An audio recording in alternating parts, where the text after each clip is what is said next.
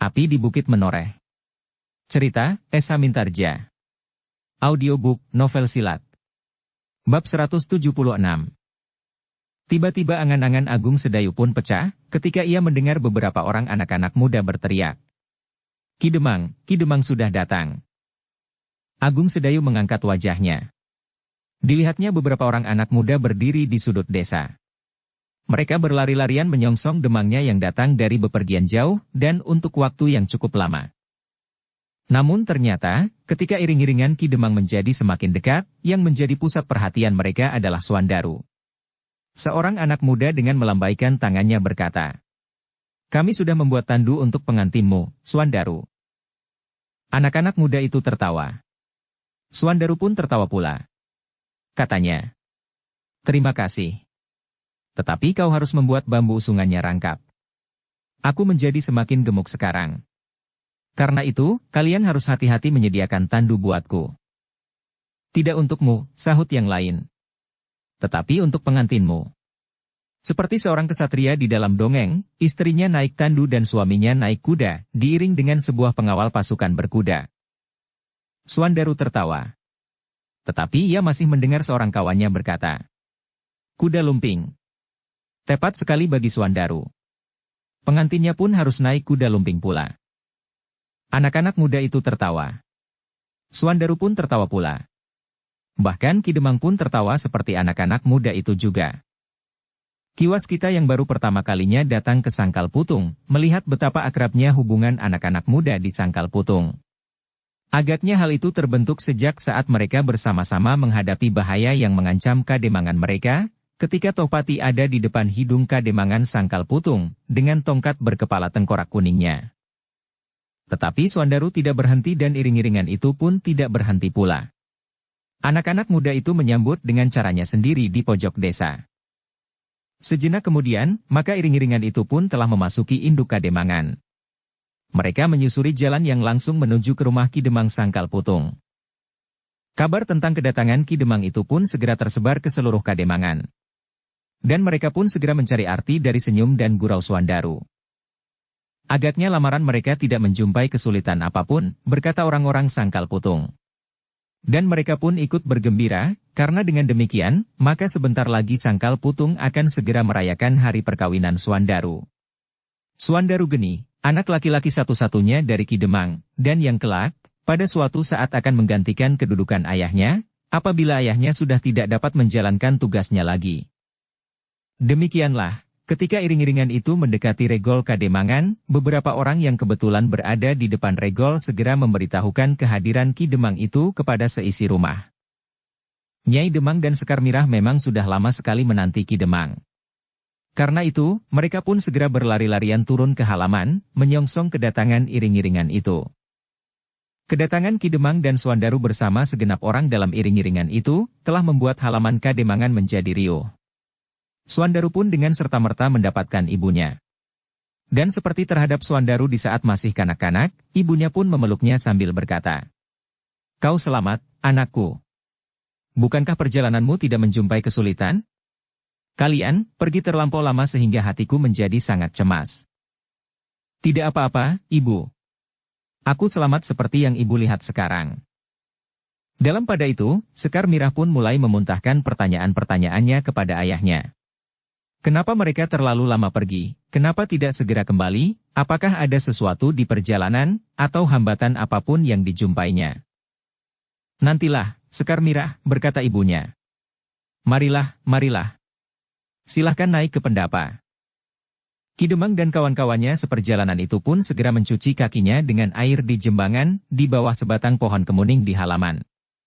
Kemudian mereka pun segera naik ke pendapa, duduk melingkar di atas sehelai tikar pandan yang putih. Hanya Ki Demang sajalah yang langsung masuk ke dalam rumah diikuti oleh istrinya dan Sekar Mirah. "Nanti aku akan menceritakan kisah perjalananku yang sangat menarik," berkata Ki Demang. "Sekarang aku sudah selamat sampai di rumah ini kembali. Tetapi ayah terlalu lama. Aku sudah memutuskan, jika dalam pekan ini ayah tidak pulang, aku akan menyusul," berkata Sekar Mirah. Ki Demang tertawa. Ditepuknya bahu anak gadisnya yang manja itu.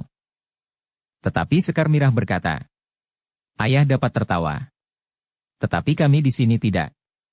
Mungkin selama ini ayah dan Kakang Swandaru selalu tertawa di perjalanan. Tetapi selama ini kami di sini selalu berdebar-debar menunggu ayah pulang. Jangan kau sangka perjalananku menyenangkan seluruhnya, Sekar Mirah. Kami sudah terlibat dalam persoalan Mataram tanpa kami sadari. Apakah ayah singgah di Mataram? Untuk beberapa hari. Apalagi untuk beberapa hari. Mataram hanya berada sejengkal dari Sangkal Putung. Kenapa ayah tidak pulang dahulu, dan apabila persoalannya memang belum selesai, ayah dapat kembali ke Mataram setiap saat. Begitu ayah bangun tidur dan menggeliat, ayah sudah sampai di Mataram. Nanti sajalah, Sekar Mirah, cegah ibunya. Biarlah ayahmu beristirahat saja dahulu. Nah, begitulah, berkata Ki Demang. Dan Nyai Demang menyahut pula. Silahkan, Kakang Demang. Mungkin Kakang Demang akan berganti pakaian atau akan menyimpan pusaka dan senjata, setelah pergi untuk waktu yang lama, tanpa mengirimkan kabar. Aku tidak menduga bahwa perjalanan ini akan terlalu lama. Tetapi selama di Tanah Perdikan Menoreh atau di Mataram, Ki Demang dapat mengirimkan seorang atau dua orang yang memberikan kabar keselamatan Ki Demang dan Swandaru. Siapa orang-orang itu? Bukankah di Mataram atau Tanah Perdikan Menoreh banyak orang yang dapat diutus kemari? Sekar Mirahlah yang kemudian memotong pembicaraan itu. Nanti sajalah, Ibu. Biarlah ayah beristirahat saja dahulu. Ibunya termangu-mangu. Namun ia pun kemudian tersenyum. Ki Demang pun kemudian masuk ke dalam biliknya untuk menyimpan pusakanya. Tetapi ia tidak berganti pakaian karena ia pun segera pergi ke pendapa menemui tamu-tamunya. Sejenak kemudian, maka dapurlah yang menjadi sibuk. Nyai Demang dan pembantu-pembantunya dengan tergesa-gesa menyiapkan minum dan makanan bagi mereka yang baru saja datang dari perjalanan yang terasa sangat lama itu. Ketika kemudian minuman hangat dan makanan telah dihidangkan, maka Nyai Demang dan Sekar Mirah pun ikut pula duduk di pendapa Kademangan. Beberapa orang bebahu Kademangan pun telah datang pula, setelah mereka mendengar bahwa Ki Demang telah datang. Dari mereka, Ki Demang mendengar bahwa selama ini Kademangan Sangkal Putung tidak diganggu oleh kerusuhan-kerusuhan macam apapun. Sekali-sekali masih juga ada kejahatan-kejahatan kecil. Tetapi tidak berpengaruh sama sekali atas keseluruhan keseimbangan keamanan di Sangkal Putung. Akhirnya datang giliran Ki Demang harus bercerita tentang perjalanan mereka. Kenapa mereka harus begitu lama baru kembali? Sekar Mirahlah yang selalu mendesak, seolah-olah ia tidak sabar lagi mendengar alasan ayahnya, kenapa ayahnya pergi terlampau lama. Tentu bukan ayah, yang sebenarnya kau tunggu dengan gelisah, berkata Swandaru. Jadi siapa? Bertanya Sekar Mirah dengan lantang. Kau kira aku menunggu kau dengan gelisah? Tentu tidak. Buat apa kau tergesa-gesa pulang? Tempatmu di Tanah Perdikan Menoreh. Tentu juga bukan aku. Kau lebih senang jika aku tidak segera pulang, supaya jika ibu menyembelih ayam, kau mendapat berutunya. Jadi siapa? Swandaru tidak menjawab. Tetapi dengan sebuah senyum yang dibuat-buat, ia menunjuk Agung Sedayu dengan ujung ibu jarinya. Bohong, bohong. Sekar Mirah sudah bergeser dari tempatnya. Tetapi Swandaru pun dengan cepatnya merangkak dan berpindah di belakang Agung Sedayu, sehingga Sekar Mirah tidak mengejarnya lagi, justru karena Swandaru berada di belakang Agung Sedayu itu. Tetapi dengan wajah kemerah-merahan gadis itu berkata, "Awas kau, Kakang. Jika aku sempat menangkapmu, aku pilin kupingmu." Tidak boleh. Bukankah aku saudara tuamu? Tetapi kau nakal sekali. Sudahlah, Mirah, potong ibunya. Kita semua menunggu cerita ayahmu. Dan barangkali juga Kiai Gringsing dan Ki Sumangkar. Juga tamu kita yang satu itu, berkata Ki Demang yang sudah memperkenalkan Ki Waskita kepada keluarganya dan kepada para bebahu di Sangkal Putung. Ki Waskita hanya tersenyum saja seperti juga Kiai Gringsing dan Ki Sumangkar. Sejenak kemudian, Ki Demang pun mulai bercerita. Diceritakannya apa yang terjadi sepanjang perjalanannya dengan singkat. Tetapi Ki Demang belum menceritakan peristiwa-peristiwa yang terjadi di perjalanannya sampai bagian yang sekecil-kecilnya. Ia masih belum menceritakan bahwa Ki Waskita memiliki ilmu yang aneh. Juga belum diceritakannya mengenai perkembangan Mataram yang terakhir. Tetapi ia sudah mengatakan bahwa Ki Gede Pemanahan telah wafat. Berita itu sudah sampai di Kademangan ini, berkata seorang bebahu. Dan kami sudah mengira bahwa Ki Demang tentu berada di Mataram saat itu. Ki Demang Sangkal Putung pun mengangguk-angguk. Berita tentang wafatnya Ki Gede Pemanahan tentu sudah tersebar di seluruh Pajang, karena Ki Gede pernah menjabat pangkat tertinggi di kalangan keprajuritan Pajang. Namun dalam pada itu, Sekar Mirah menyela. Nah, apakah sulitnya ayah pulang sebentar pada saat menjelang pemakaman Ki Gede Pemanahan? Bukankah Ki Juru Martani sempat juga pergi ke Pajang? Padahal jalan ke Pajang lewat di sebelah Kademangan ini. Tentu tidak mungkin, Mirah, jawab ayahnya. Aku tidak akan dapat pergi selagi Mataram sibuk menyelenggarakan jenazah Ki Gede Pemanahan. Tetapi Ki Juru Martani pergi juga. Itu pun termasuk dalam rangkaian penyelenggaraan jenazah Ki Gede. Saat itu Ki Juru pergi menghadap Kanjeng Sultan Pajang. Tetapi sebenarnya ayah dapat berpesan kepada Ki Juru untuk singgah sebentar di Sangkal Putung dan memberitahukan kepada kami bahwa ayah masih berada di Mataram. Dengan demikian, kami tidak terlampau gelisah menunggui ayah pulang. Ah, tentu tidak mungkin, Mirah. Ki Juru adalah seorang tua yang dihormati oleh seluruh rakyat Mataram, dan bahkan Pajang. Adalah tidak sopan, jika aku mohon agar Ki Juru bersedia singgah sebentar di Sangkal Putung. Sekar Mirah memandang ayahnya dengan heran. Kemudian katanya, apakah orang-orang terhormat tidak bersedia menolong orang lain? Bukan begitu. Tetapi waktu itu, Ki Juru pun sangat tergesa-gesa. Sambil menarik nafas dalam-dalam, Sekar Mirah berkata, nah, alasan yang kedua ini agak lebih baik kedengarannya. Agung Sedayu yang mendengarkan saja pembicaraan itu menjadi berdebar-debar. Ia menjadi heran mendengar tanggapan Sekar Mirah atas orang-orang yang dianggap terhormat. Kenapa ia bersikap demikian datar terhadap Ki Juru Martani dan bahkan sama sekali tidak mau mengerti, kenapa Ki Demang tidak berani berpesan kepadanya agar singgah di Sangkal Putung.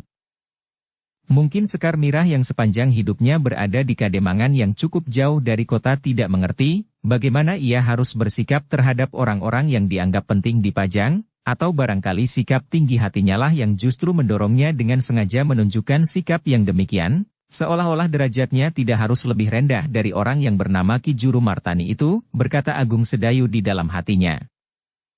Namun demikian, Agung Sedayu masih juga mencoba mencari jalan keluar dari sifat-sifat Sekar Mirah itu. Kelak aku akan dapat menuntunnya, meskipun barangkali akan terasa sulit sekali. Demikianlah. Setelah pembicaraan itu berjalan beberapa lamanya, maka makan pun telah siap. Ki Demang dan tamu-tamunya segera membenahi dirinya dan mandi di pakiwan sementara nasi dihidangkan di pendapa. Ketika kemudian Sangkal Putung menjadi gelap, dan para bebahu Kademangan sudah meninggalkan pendapa untuk memberi kesempatan Ki Demang dan tamu-tamunya beristirahat, setelah menempuh perjalanan meskipun tidak begitu jauh, maka mulailah Ki Demang berbicara dengan istrinya. Agaknya Nyai Demang tidak sabar menunggu sampai besok pagi atau saat-saat yang lain. Sementara itu, tamu-tamu Ki Demang sudah dipersilahkan beristirahat di Gandok. Agaknya mereka sudah terlampau biasa berada di rumah itu, selain Ki Waskita. Kiai Gringsing sudah berada di rumah itu untuk beberapa lamanya, apalagi Ki Sumangkar yang telah menempa Sekar Mirah menjadi seorang gadis yang lain dari gadis-gadis sebayanya. Di ruang dalam, Ki Demang duduk berdua dengan istrinya. Mereka sibuk membicarakan masalah Swandaru yang memang sudah sepantasnya untuk kawin. Nyai Demang merasa gembira sekali bahwa tidak ada kesulitan apapun di dalam pembicaraan mengenai anak laki-lakinya. Apalagi setelah ia mendapat gambaran serba sedikit tentang keadaan tanah perdikan Menoreh. Tanah itu subur sekali, terutama di bagian timur, berkata Ki Demang. Tetapi, bukankah Menoreh merupakan sebuah pebukitan batu padas yang keras dan tandus, bertanya istrinya. Tentu saja tanah perdikan Menoreh bukan sekedar gunung berbatu-batu. Tetapi lembahnya hijau, terbentang dari kaki bukit sampai ke pinggir Kali Praga. Begitu luasnya. Ya, begitu luasnya, tetapi Ki Demang pun kemudian bertanya. Apakah kau dapat menduga, berapa luasnya tanah perdikan itu? Nyai Demang menggelengkan kepalanya. Katanya. Tidak. Jauh lebih luas dari Kademangan ini.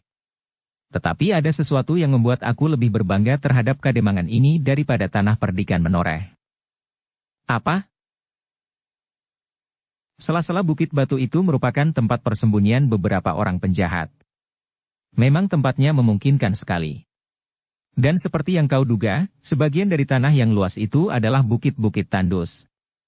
Meskipun demikian, tanah perdikan menoreh mempunyai cukup tanah persawahan untuk memberikan makan kepada seluruh rakyatnya. Nyai Demang mengangguk-anggukkan kepalanya. Ia mencoba membayangkan betapa cantiknya tanah perdikan menoreh. Terbayang sebuah ngarai yang luas berbatasan gunung-gunung padas yang ditumbuhi batang-batang perdu. Di kaki pegunungan itu terbentang sebuah hutan yang besar, panjang dan lebat. Tetapi Nyai Demang menggelengkan kepalanya. Katanya kepada diri sendiri. Tentu gambaranku keliru. Bukit-bukit itu panjang membujur ke utara. Entahlah. Sekilas terbayang Gunung Merapi yang megah, berjajar dengan Gunung Merbabu, bagaikan sepasang penganten abadi yang berdiri di belakang Kademangan Jati Anom. Tetapi yang lebih penting dari semuanya, berkata Ki Demang Sangkal Putung seterusnya. Aku sudah melihat sendiri bakal menantumu, Nyai. Seorang gadis yang cantik dan luruh.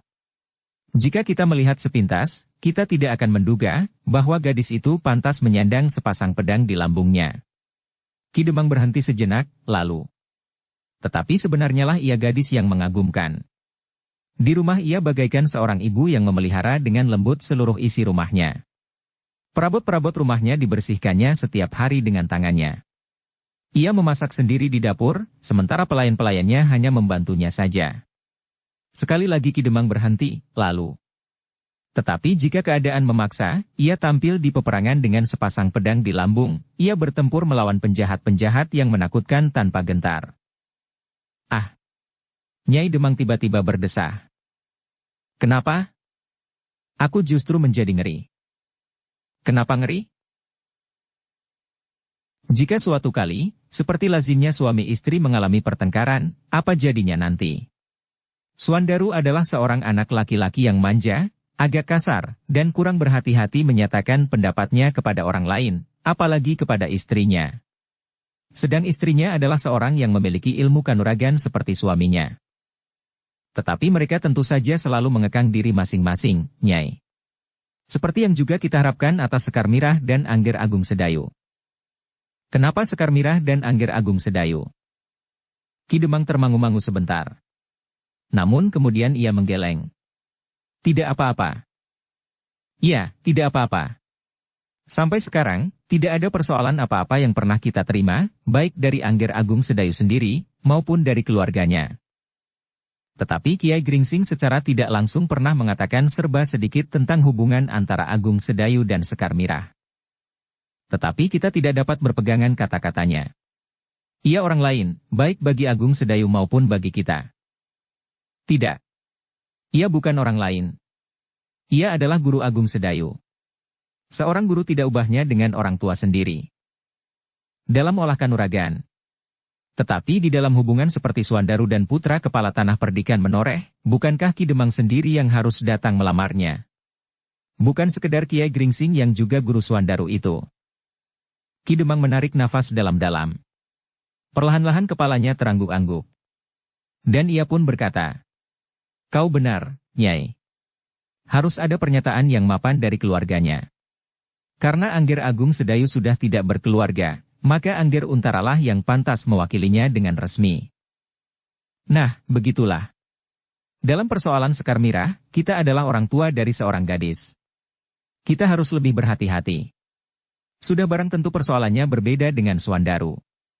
Secara kasar dapat kita katakan, seandainya tanpa sepengetahuan kita, perkawinan Suandaru tidak akan menimbulkan banyak persoalan. Ia adalah anak laki-laki. Jika ia tidak senang, ia dapat menceraikan istrinya dan kawin lagi dengan perempuan yang dipilihnya kemudian. Apakah begitu, Nyai? Tentu saja. Karena itulah kita harus menjaga Sekar Mirah sebaik-baiknya agar Sekar Mirah tidak mengalami nasib buruk seperti itu. Kita harus mengikat pembicaraan dengan orang tua Angger Agung Sedayu, seperti orang tua Pandan Wangi mengharap kedatanganmu sendiri betapapun jauhnya. Sebagian aku sependapat, Nyai.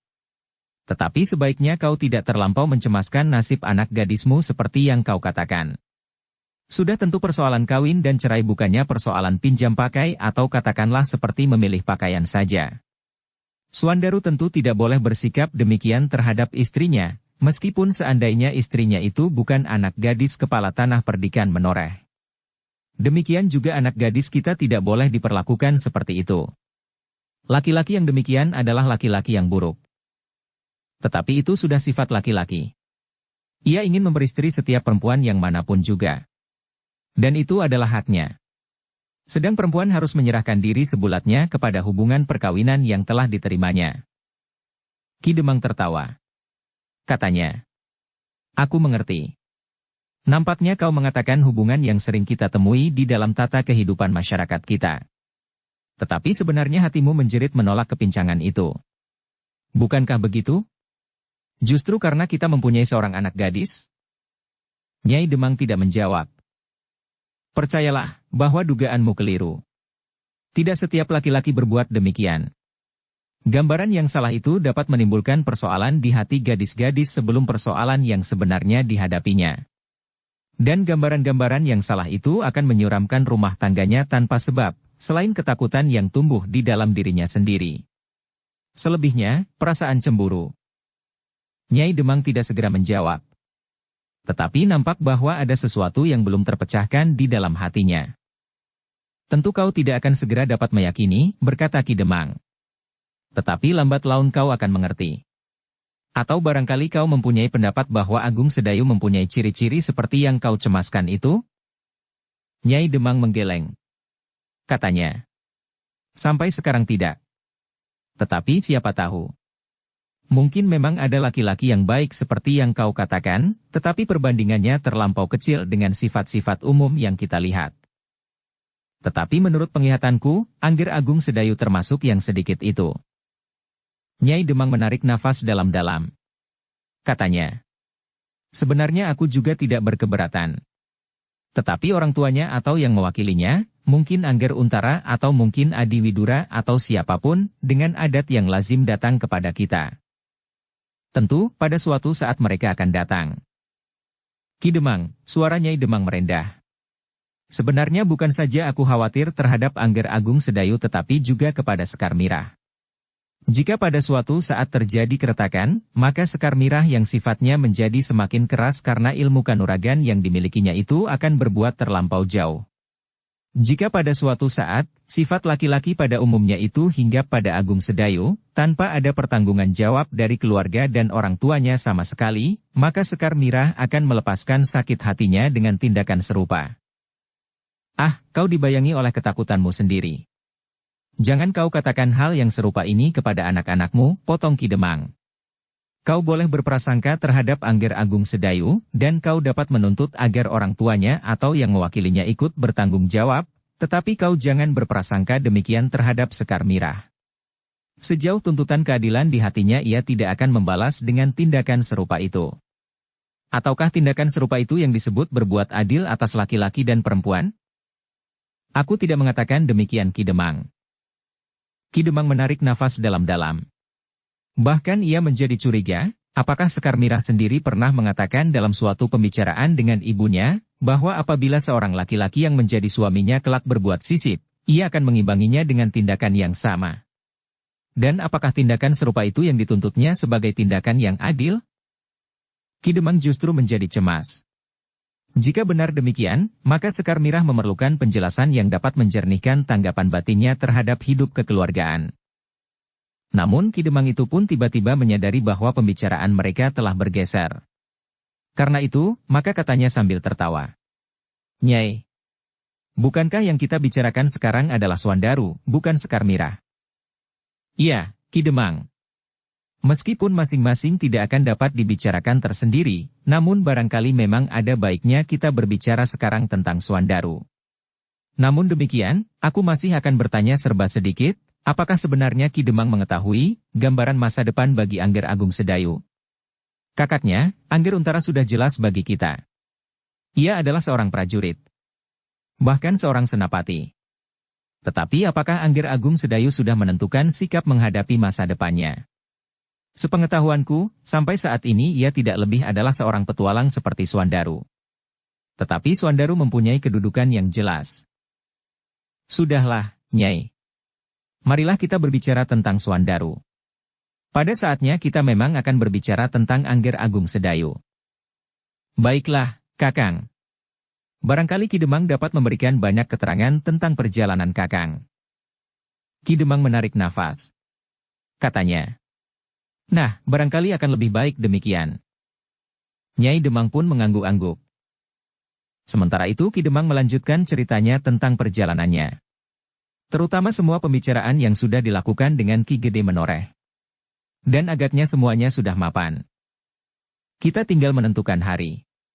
Mempersiapkan sebuah kelengkapan, bukan saja pakaian dan benda-benda upacara yang lain, tetapi juga sebuah pasukan yang kuat. Kenapa pasukan?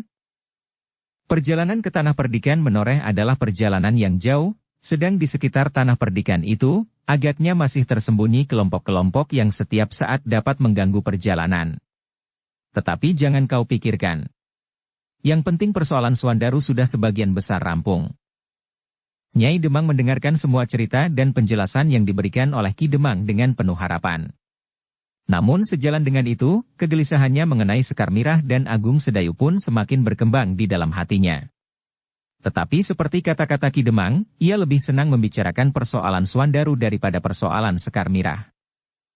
Meskipun demikian, Nyai Demang tidak dapat menyembunyikan kegelisahannya sehingga Ki Demang berkata, "Sudahlah. Kita akan berbicara lagi besok. Sekarang, aku terlampau lelah." "Baiklah, Ki Demang. Sebaiknya Kakang beristirahat. Besok kita dapat berbicara lebih banyak tentang anak-anak kita." Keduanya. Ki Demang itu pun kemudian pergi ke biliknya. Ketika ia lewat di depan bilik Sekar Mirah, dilihatnya anak gadisnya telah tertidur lebih dahulu. Dukung channel Novel Silat dengan subscribe, follow, like, komen dan share. Sambil berbaring di pembaringan, Ki Demang masih saja diliputi oleh berbagai macam bayangan. Suandaru, Pandanwangi, Sekar Mirah, Agung Sedayu, dan persoalan-persoalan yang menyangkut mereka itu. Malam semakin lama menjadi semakin dalam. Angin yang dingin berhembus semakin kencang. Terasa udara yang basah menyusup dari sela-sela dinding kayu mengusap nyala lampu yang kemerah-merahan. Sepi malam membuat hati Ki Demang semakin melangut. Yang kemudian selalu mengambang di angan-angannya adalah justru persoalan anak gadisnya. Agung Sedayu adalah seorang anak muda yang memiliki kemampuan olah kanuragan yang mumpuni. Tetapi seperti yang dikatakan oleh istrinya, apakah untuk seterusnya Agung Sedayu akan tetap menjadi seorang petualang? Apakah ia akan mengikuti jejak gurunya, pergi dari satu tempat ke tempat yang lain dengan mempergunakan 1000 nama dan penyamaran? Apakah Agung Sedayu tidak akan dapat menjadi seorang ayah yang baik, yang bekerja dengan tekun untuk menghidupi seluruh keluarganya dalam segala seginya? Bukan hanya sekedar menyusupi kebutuhan lahiriah, tetapi juga batiniah. Ah, desis Ki Demang. Kenapa aku justru dibingungkan oleh persoalan yang tidak menentu? Siapa tahu Agung Sedayu mempunyai simpanan yang cukup untuk mulai dengan suatu kehidupan baru, atau apapun yang dapat dilakukan. Namun Ki Demang menarik nafas dalam-dalam. Ia pernah mendengar bahwa Agung Sedayu sama sekali tidak tertarik kepada tawaran kakaknya untuk menjadi seorang prajurit di Pajang. Angan-angan itulah yang membuat Ki Demang tidak segera dapat tertidur seperti juga istrinya. Dalam pada itu, Agung Sedayu sendiri pun telah dihinggapi oleh kerisauan yang sama. Tetapi ia tidak ingin menunjukkannya kepada orang lain. Yang juga diganggu oleh kerisauan hati, tetapi dalam persoalan yang lain adalah Kiai Gringsing, Ki Waskita, dan Ki Sumangkar. Mereka seolah-olah digelitik oleh perasaan yang sama tanpa saling membicarakannya terlebih dahulu. Desir angin di atap terdengar gemerisik. Kadang-kadang keras, kemudian menjadi semakin lembut. Meskipun mereka mengerti bahwa yang mereka dengar adalah benar-benar suara angin, namun ingatan mereka segera melayang kembali ke Tanah Mataram. Di malam terakhir mereka merasa, seolah-olah desah angin itu mengandung ancaman yang dapat membahayakan. Dengan segenap ketajaman indera, orang-orang tua itu pun mencoba menangkap kesan yang timbul dari desah angin malam yang dingin itu. Namun mereka tidak merasakan sesuatu yang dapat menumbuhkan kecurigaan apapun. Agaknya ada sesuatu yang tidak sewajarnya di Tanah Mataram, berkata Kiai Gringsing di dalam hatinya, seperti juga Ki Waskita dan Ki Sumangkar. Namun mereka pun menjadi agak tenang, karena di Mataram masih ada Ki Jurumartani yang tentu memiliki ketajaman indera yang cukup baik untuk melindungi Tanah Mataram dari kemungkinan-kemungkinan yang buruk. Karena itulah maka mereka pun kemudian mencoba menyingkirkan kecemasan hati mereka. Apalagi ketika kemudian gerimis turun perlahan-lahan. Gerimis yang gemericik di sela-sela desah angin malam yang dingin. Terasa sejuknya udara telah membuat mereka semakin tenggelam dalam perasaan kantuk sehingga mereka pun kemudian segera tertidur dengan nyenyaknya. Bahkan Ki Demang Sangkal Putung, Nyai Demang, Agung Sedayu, dan mereka yang gelisah pun telah melupakan kegelisahan mereka barang sejenak. Waktu-waktu berikutnya berjalan selangkah demi selangkah. Di hari-hari berikutnya, Ki Demang Sangkal Putung nampak sibuk berbicara dengan orang-orang tua dari kademangannya dan tamu-tamunya. Mereka mulai menghitung-hitung hari dan saat yang paling baik untuk menentukan hari perkawinan Suandaru. Ki Argapati juga akan menghitung hari dan saat yang paling tepat. Kita akan membicarakannya kelak apabila ada 2 atau 3 saat yang baik dipergunakan, berkata Ki Demang kepada orang-orang tua dari Sangkal Putung dan tamu-tamunya yang masih berada di Kademangan. Tetapi, bukankah Kiai Gringsing adalah seorang dukun yang pandai? Bertanya salah seorang yang berjanggut putih kepada Ki Demang. Iya, jawab Ki Demang. Kiai Gringsing adalah seorang dukun yang jarang ada duanya. Nah, bukankah Kiai Gringsing dapat memilih hari yang paling baik buat saat perkawinan Angger Suandaru, apalagi Angger Suandaru adalah muridnya? Ki Demang memandang Kiai Gringsing yang tersenyum. Berkata dukun tua itu. Maaf, Kisanak. Aku adalah seorang dukun yang hanya dapat mengingat beberapa jenis dedaunan yang dapat dipergunakan untuk mengobati luka-luka kecil. Tetapi sudah barang tentu bukan untuk menentukan hari dan waktu seperti itu. Ah, Kiai selalu merendahkan diri. Tetapi Kiai adalah orang yang paling tepat, berkata seorang yang usianya sudah lanjut meskipun nampaknya masih segar. Kiai Gringsing bergeser sejenak lalu. Maaf, 1000 maaf. Bagiku hari-hari tidak ada bedanya. Itu justru karena kebodohanku. Orang-orang Sangkal Putung saling berpandangan sejenak. Namun seorang tua yang lain tersenyum sambil berkata, aku sudah menduga bahwa Kiai akan berkata begitu. Tetapi aku pun tahu bahwa Kiai adalah seorang yang memiliki pengetahuan yang luar biasa. Kiai Gringsing menjadi semakin bingung. Karena itu ia berkata, bukan maksudku untuk berpura-pura. Tetapi aku benar-benar tidak mengerti perbedaan hari yang satu dengan yang lain. Ki Demang yang mengerti serba sedikit tentang Kiai Gringsing pun kemudian berkata, baiklah, Kiai. Agaknya Kiai terlampau yakin akan diri sendiri, sehingga untuk berbuat sesuatu yang penting sekalipun Kiai tidak memerlukan waktu yang khusus. Kiai Gringsing tertawa, katanya. Tentu bukan begitu. Yang benar, aku adalah orang yang terlampau bodoh untuk mengerti kelainan waktu. Nah, berkata Ki Demang kemudian. Kita akan kembali kepada orang-orang tua dari Sangkal Putung. Kalianlah yang harus menentukan hari-hari yang paling baik itu. Orang-orang tua di Sangkal Putung itu pun terdiam. Sekilas mereka memandang Ki Sumangkar dan Ki Waskita. Bagi mereka, tamu-tamu Ki Demang adalah orang-orang yang terhormat, dan sudah barang tentu mereka menganggap tamu-tamu itu adalah orang-orang yang cukup pandai. Mereka telah pernah mendengar bahwa tamu-tamu Ki Demang adalah orang-orang yang memiliki ilmu yang tiada taranya. Tetapi mereka pun sudah menduga bahwa seperti Kiai Gringsing, tamu-tamu itu tentu akan merendahkan dirinya dan menolak untuk mengatakan saat-saat yang paling baik bagi perkawinan Suandaru. Yang paling gelisah di antara tamu-tamu Ki Demang adalah justru Ki Waskita. Ia mengerti bahwa Ki Demang Sangkal Putung itu serba sedikit telah mengenalnya. Ki Demang mengetahui bahwa kadang-kadang ia dapat melihat isyarat apa yang akan terjadi di masa depan. Jika Ki Demang bertanya kepadanya tentang Suandaru, maka ia tentu akan mendapat kesulitan untuk menjawab. Selama ini ia sendiri telah digelisahkan oleh penglihatannya atas isyarat tentang masa depan Suandaru. Bahkan kadang-kadang ia memaksa dirinya untuk mengingkari penglihatannya sendiri. Suandaru anak baik, katanya dalam hati. Ketika Ki Demang memandangnya, maka Ki Waskita pun segera menundukkan kepalanya. Ia berharap bahwa Ki Demang tidak akan bertanya kepadanya tentang Suandaru. Ternyata Ki Demang tidak bertanya kepadanya. Ia pun kemudian menyerahkan kepada orang-orang tua di Sangkal Putung untuk menentukan hari yang paling baik bagi saat perkawinan Suandaru itu. Tetapi Ki Demang memang tidak terlampau tergesa-gesa. Ia tidak ingin mendengar keputusan hari pada saat itu juga. Masih banyak yang akan kita bicarakan, berkata Ki Demang. Kita memerlukan beberapa orang patah, paling sedikit 2 orang gadis kecil dan 2 orang anak muda. Kita memerlukan barang-barang yang akan kita siapkan dan akan kita bawa.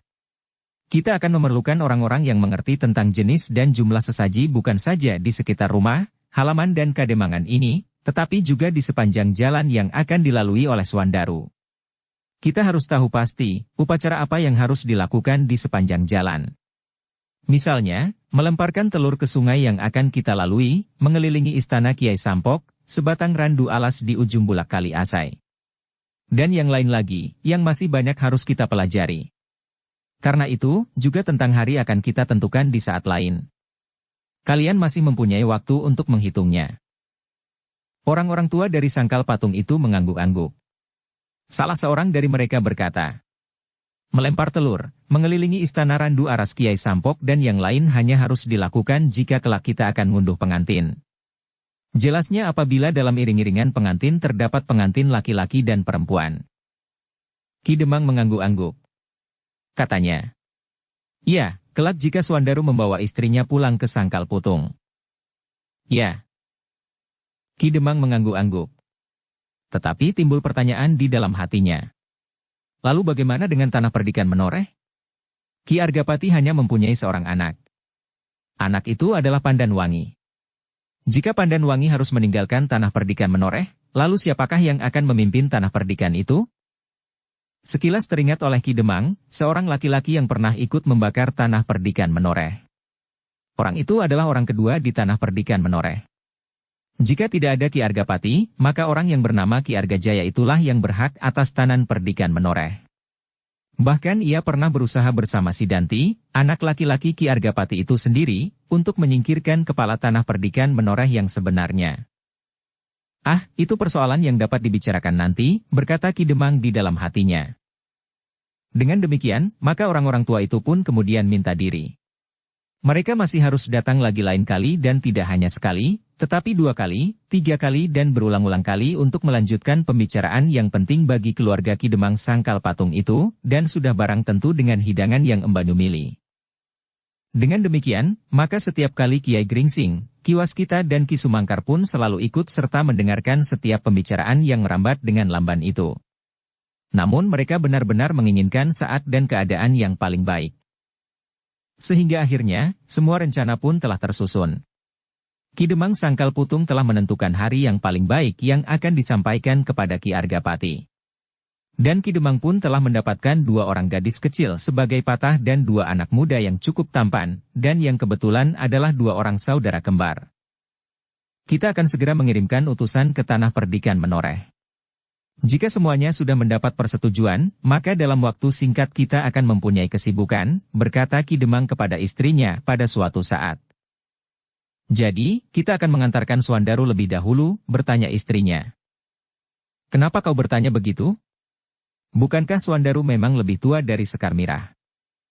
Tetapi di dalam perguruannya, Agung Sedayu dianggapnya sebagai saudara tua. Ah, biarlah. Yang penting bagi kita adalah urutan anak-anak kita.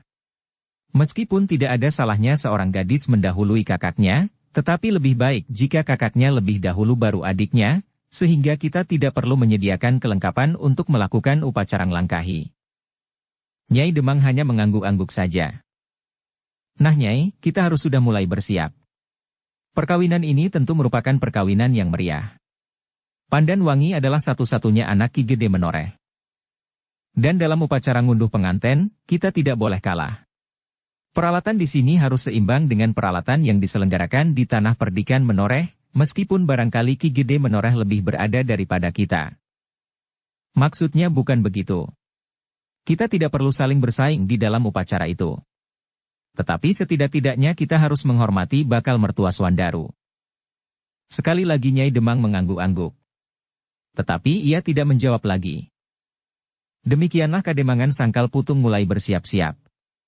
Nyai Demang mulai menyisihkan padi yang paling baik, ketan yang putih dan beberapa ekor ayam dan kambing yang paling gemuk.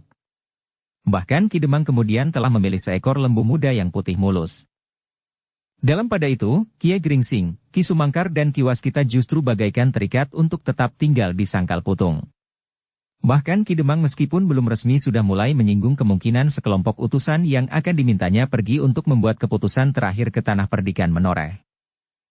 Aku sendiri tidak dapat pergi meninggalkan persiapan yang sedang kita lakukan, berkata Ki Demang. Agaknya memang demikian, sahut Kiai Gringsing yang sudah merasa bahwa sebentar lagi ia akan menempuh perjalanan sekali lagi ke Menoreh. Tentu bersama Ki Sumangkar dan Ki Waskita. Tetapi perjalanan itu tentu akan merupakan perjalanan pulang bagi Ki Waskita, berkata Kiai Gringsing di dalam hatinya. Dan aku bersama Ki Sumangkar akan kembali berdua saja ke Sangkal Putung. Karena itu, maka Kiai Gringsing, Ki Sumangkar dan Ki Waskita tinggal menunggu saja kapan mereka harus berangkat. Sementara itu, selagi mereka menunggu saat yang akan ditentukan oleh Ki Demang, mereka telah dikejutkan oleh kedatangan sekelompok utusan dari Mataram yang dipimpin oleh Ki Lurah Beranjangan. Ketika sekelompok pengawal dari Mataram itu memasuki padukuhan induk, beberapa orang anak muda sudah mendahului menghadap Ki Demang, dan melaporkan bahwa beberapa orang dengan ciri-ciri yang mereka kenal sebagai pengawal-pengawal dari Mataram telah datang. Apakah mereka hanya sekedar singgah sejenak, atau ada kepentingan yang lain? Kami tidak tahu Ki Demang. Kami baru melihat mereka dari kejauhan. Karena itulah maka dengan berdebar-debar Ki Demang bersama Kiai Gringsing, Ki Waskita dan Ki Sumangkar serta para bebahu yang kebetulan sedang berada di induk Kademangan segera menyongsong mereka ke regol halaman. Sebenarnya lah bahwa sejenak kemudian iring-iringan itu pun telah mendekati regol. Yang paling depan dari sekelompok pengawal itu adalah Ki Lurah Beranjangan. Dengan berbagai pertanyaan yang bergejolak di dalam hati, maka orang-orang Sangkal Putung itu pun menyambut tamunya dan mempersilahkan mereka naik ke pendapa. Meskipun Ki Lurah Beranjangan berusaha untuk tersenyum, namun nampak bahwa ada kegelisahan yang memancar di wajahnya. Betapapun keinginan mendesak di setiap dada mereka yang menyambut pengawal-pengawal itu, namun mereka tidak dapat dengan serta-merta menanyakan, apakah keperluan kedatangan sekelompok kecil pengawal-pengawal itu. Yang mula-mula mereka tanyakan, seperti kebiasaan yang berlaku adalah keselamatan tamu-tamu itu di sepanjang perjalanan. Tidak ada kesulitan apapun juga di perjalanan, Ki Demang, jawab Ki Lurah Beranjangan. Bagaimana dengan Ki Demang sekeluarga, Kiai Gringsing dan kedua murid-muridnya, Ki Sumangkar dan Ki Waskita? Semuanya selamat. Seperti yang Ki Lurah lihat, mereka sehat-sehat saja. Syukurlah. Agaknya Ki Demang sudah mempersiapkan segala sesuatu bagi peralatan perkawinan Angger Swandaru. Ki Demang tersenyum sambil memandang Swandaru yang duduk di sisi pendapa itu bersama Agung Sedayu. Sambil menarik nafas ia menyahut. Begitulah Ki Lurah. Tetapi dari mana Ki Lurah mengetahuinya? Setumpuk kayu di halaman samping yang sudah dibelah-belah menjadi kayu bakar. Dinding-dinding yang mulai dibersihkan. Halaman dan kebun yang menjadi semakin asri. Dan kesibukan yang sudah nampak di Kademangan ini. Tetapi waktunya masih cukup lama Ki Lurah. Berapa hari lagi perkawinan itu akan berlangsung? Menurut rencana kami, tetapi masih harus disampaikan lebih dahulu kepada Ki Argapati, kira-kira 8 hari lebih sedikit. Oh, sudah terlampau dekat bagi sebuah peralatan perkawinan yang besar. Bukan peralatan yang besar, sahut Ki Demang. Hanya sekedar syarat agar tetangga di sebelah menyebelah menjadi saksi perkawinan Swandaru kelak. Ki Lurah Beranjangan mengangguk-angguk. Tetapi agaknya ia tidak akan membicarakan masalah perkawinan Swandaru untuk seterusnya. Wajahnya yang sudah berkesan kegelisahan semakin nampak, bahwa memang ada sesuatu yang akan dikatakannya. Ki Demang, berkata Ki Lurah kemudian. Sebenarnya lah bahwa kedatangan kami membawa suatu kabar yang barangkali penting bagi Ki Demang, dan tamu-tamu Ki Demang. Ki Demang mengerutkan keningnya. Lalu ia pun bertanya. Apakah ada sangkut pautnya dengan Kademangan Sangkal Putung Ki Lurah? Ki Lurah menggeleng. Katanya. Tidak ada hubungan langsung dengan Kademangan Sangkal Putung. Tetapi meskipun demikian, Ki Juru Martani menganggap perlu untuk memberitahukan persoalan ini kepada Ki Demang dan tamu-tamu Ki Demang. Ki Demang termangu-mangu sejenak ketika ia memandang wajah Kiai Gringsing, nampak wajah itu pun menjadi tegang. Nampaknya penting sekali Ki Lurah, sehingga Ki Lurah tidak sempat menunggu minuman dan makanan dihidangkan, berkata Kiai Gringsing. Terima kasih. Tentu kami akan menunggu sampai minuman dan makanan dihidangkan, bahkan seandainya Ki Demang menangkap beberapa ekor ayam dan disembelih. Tetapi rasa-rasanya aku ingin mencampakkan pesan yang seolah-olah menyumbat dadaku agar kemudian aku dapat duduk tenang dengan dada yang lapang. Kiai Gringsing pun menjadi semakin ingin mengetahui persoalan apakah yang sedang dibawa oleh Ki Lurah Berenjangan. Ki Demang, berkata Ki Lurah kemudian. Agaknya kedatangan kami dengan sekelompok pengawal yang bersenjata lengkap seperti pergi ke medan perang, telah mengejutkan Sangkal Putung. Ki Demang mengangguk sambil menjawab. Iya Ki Lurah. Bukan karena pengawal yang bersenjata lengkap, karena hal itu wajar sekali dilakukan dalam keadaan yang belum mantap benar seperti sekarang ini bagi Mataram. Tetapi justru kedatangan Ki Lurah lah yang telah mengejutkan kami. Ki Lurah Berenjangan tersenyum, meskipun nampak senyumnya agak dipaksakannya karena kegelisahan. Ki Demang yang sebenarnya juga ingin segera mengetahui persoalannya yang dibawa oleh Ki Lurah itu pun kemudian bertanya. Apakah sebenarnya persoalan itu, Ki Lurah? Ki Lurah Berenjangan menarik nafas. Wajahnya yang gelisah menjadi semakin bersungguh-sungguh. Dan di luar sadarnya ia memandang Kiai Gringsing sambil berkata. Kiai, berita ini akan terasa sangat penting bagi Kiai. Aku, bertanya Kiai Gringsing. Ya. Baru beberapa hari Kiai meninggalkan Mataram. Tetapi telah terjadi sesuatu yang sangat gawat. Justru dalam keadaan seperti sekarang. Kiai Gringsing tidak menyahut. Tetapi wajahnya yang sudah berkerut oleh umurnya menjadi semakin berkerut. Kiai, sepeninggal Kiai, Mataram telah mengalami bencana, sebenarnya bencana. Kiai Gringsing yang bertanya-tanya di dalam hati itu pun masih juga terperanjat mendengar keterangan itu. Tetapi ia masih menahan diri dan membiarkan Ki Lurah Berenjangan berkata seterusnya. Tetapi Ki Lurah pun kemudian berkata. Maaf Ki Demang, agaknya berita yang aku bawa hanya boleh didengar oleh orang tua-tua yang berkepentingan. Kata-kata Ki Lurah itu menjadi semakin menggelisahkan hati. Karena itu, maka Ki Demang pun kemudian berkata kepada bebahunya yang ada di pendapa itu. Maaf, tinggalkan pendapa ini. Agaknya memang ada sesuatu yang penting. Tetapi jangan pergi terlampau jauh. Bebahu Sangkal Putung yang ada di pendapa itu saling berpandangan sejenak. Namun mereka harus tunduk kepada Ki Demang yang minta mereka meninggalkan pendapa itu. Mereka pun menyadari bahwa jika tidak dikehendaki, mereka tidak sewajarnya ikut membicarakan persoalan-persoalan penting yang barangkali langsung menyangkut perkembangan Mataram. Persoalan yang terlampau tinggi untuk mereka ketahui dan apalagi ikut memikirkannya. Suandaru dan Agung Sedayu menjadi ragu-ragu sesaat. Apakah ia boleh ikut mendengarkan atau tidak? Karena itu, mereka masih duduk saja di tempatnya ketika bebahu Sangkal Putung sudah mulai bergeser dari pendapa. Tetapi agaknya Ki Lurah Berenjangan tidak berkeberatan. Ketika Ki Lurah mengangguk kedua anak muda itu justru mendekatinya. Sejenak Ki Lurah Berenjangan memandang berkeliling seakan-akan ingin meyakinkan bahwa tidak ada lagi orang yang dapat mendengar kata-katanya. Silahkan Ki Lurah, berkata Kiai Gringsing yang agaknya didesak oleh keinginannya untuk mengetahui persoalan yang dibawa oleh Ki Lurah itu. Ki Lurah Berenjangan menarik nafas dalam-dalam.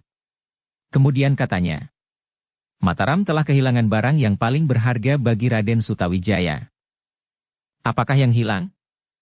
Kanjeng Kiai Mendung. Kanjeng Kiai Mendung, hampir bersamaan orang-orang yang mendengar itu mengulang dengan wajah yang tegang. Ki Lurah Berenjangan mengangguk. Sekali lagi ia memandang berkeliling, seakan-akan ia masih belum yakin bahwa tidak ada orang lain yang mendengarnya. Bahkan lebih dari itu, desisnya kemudian. Apalagi, bertanya Kiai Gringsing. Kanjeng Kiai Pleret. Setiap dada terguncang mendengar jawaban itu, sehingga justru sesaat mereka diam membeku. Keduanya hilang dalam satu saat. Kapan? Bertanya Kiai Gringsing dengan nada yang dalam. Semalam. Baru semalam. Apakah Ki Jurumartani tidak ada di Mataram? Bertanya Ki Waskita. Ada. Tetapi ia tidak kuasa mencegahnya. Bagaimana mungkin, potong Ki Sumangkar.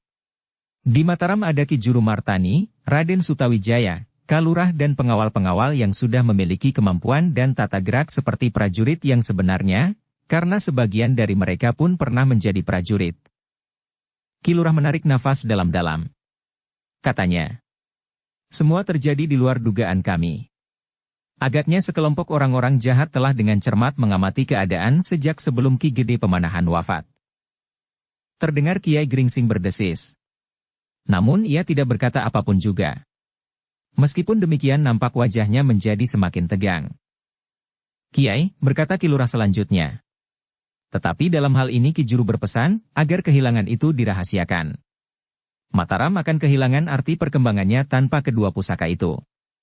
Selebihnya, Raden Sutawijaya dan Ki Juru Martani menjadi sangat takut, jika Kanjeng Sultan Dipajang menjadi sangat marah dan mengambil langkah-langkah yang dapat mematahkan sama sekali pertumbuhan Mataram.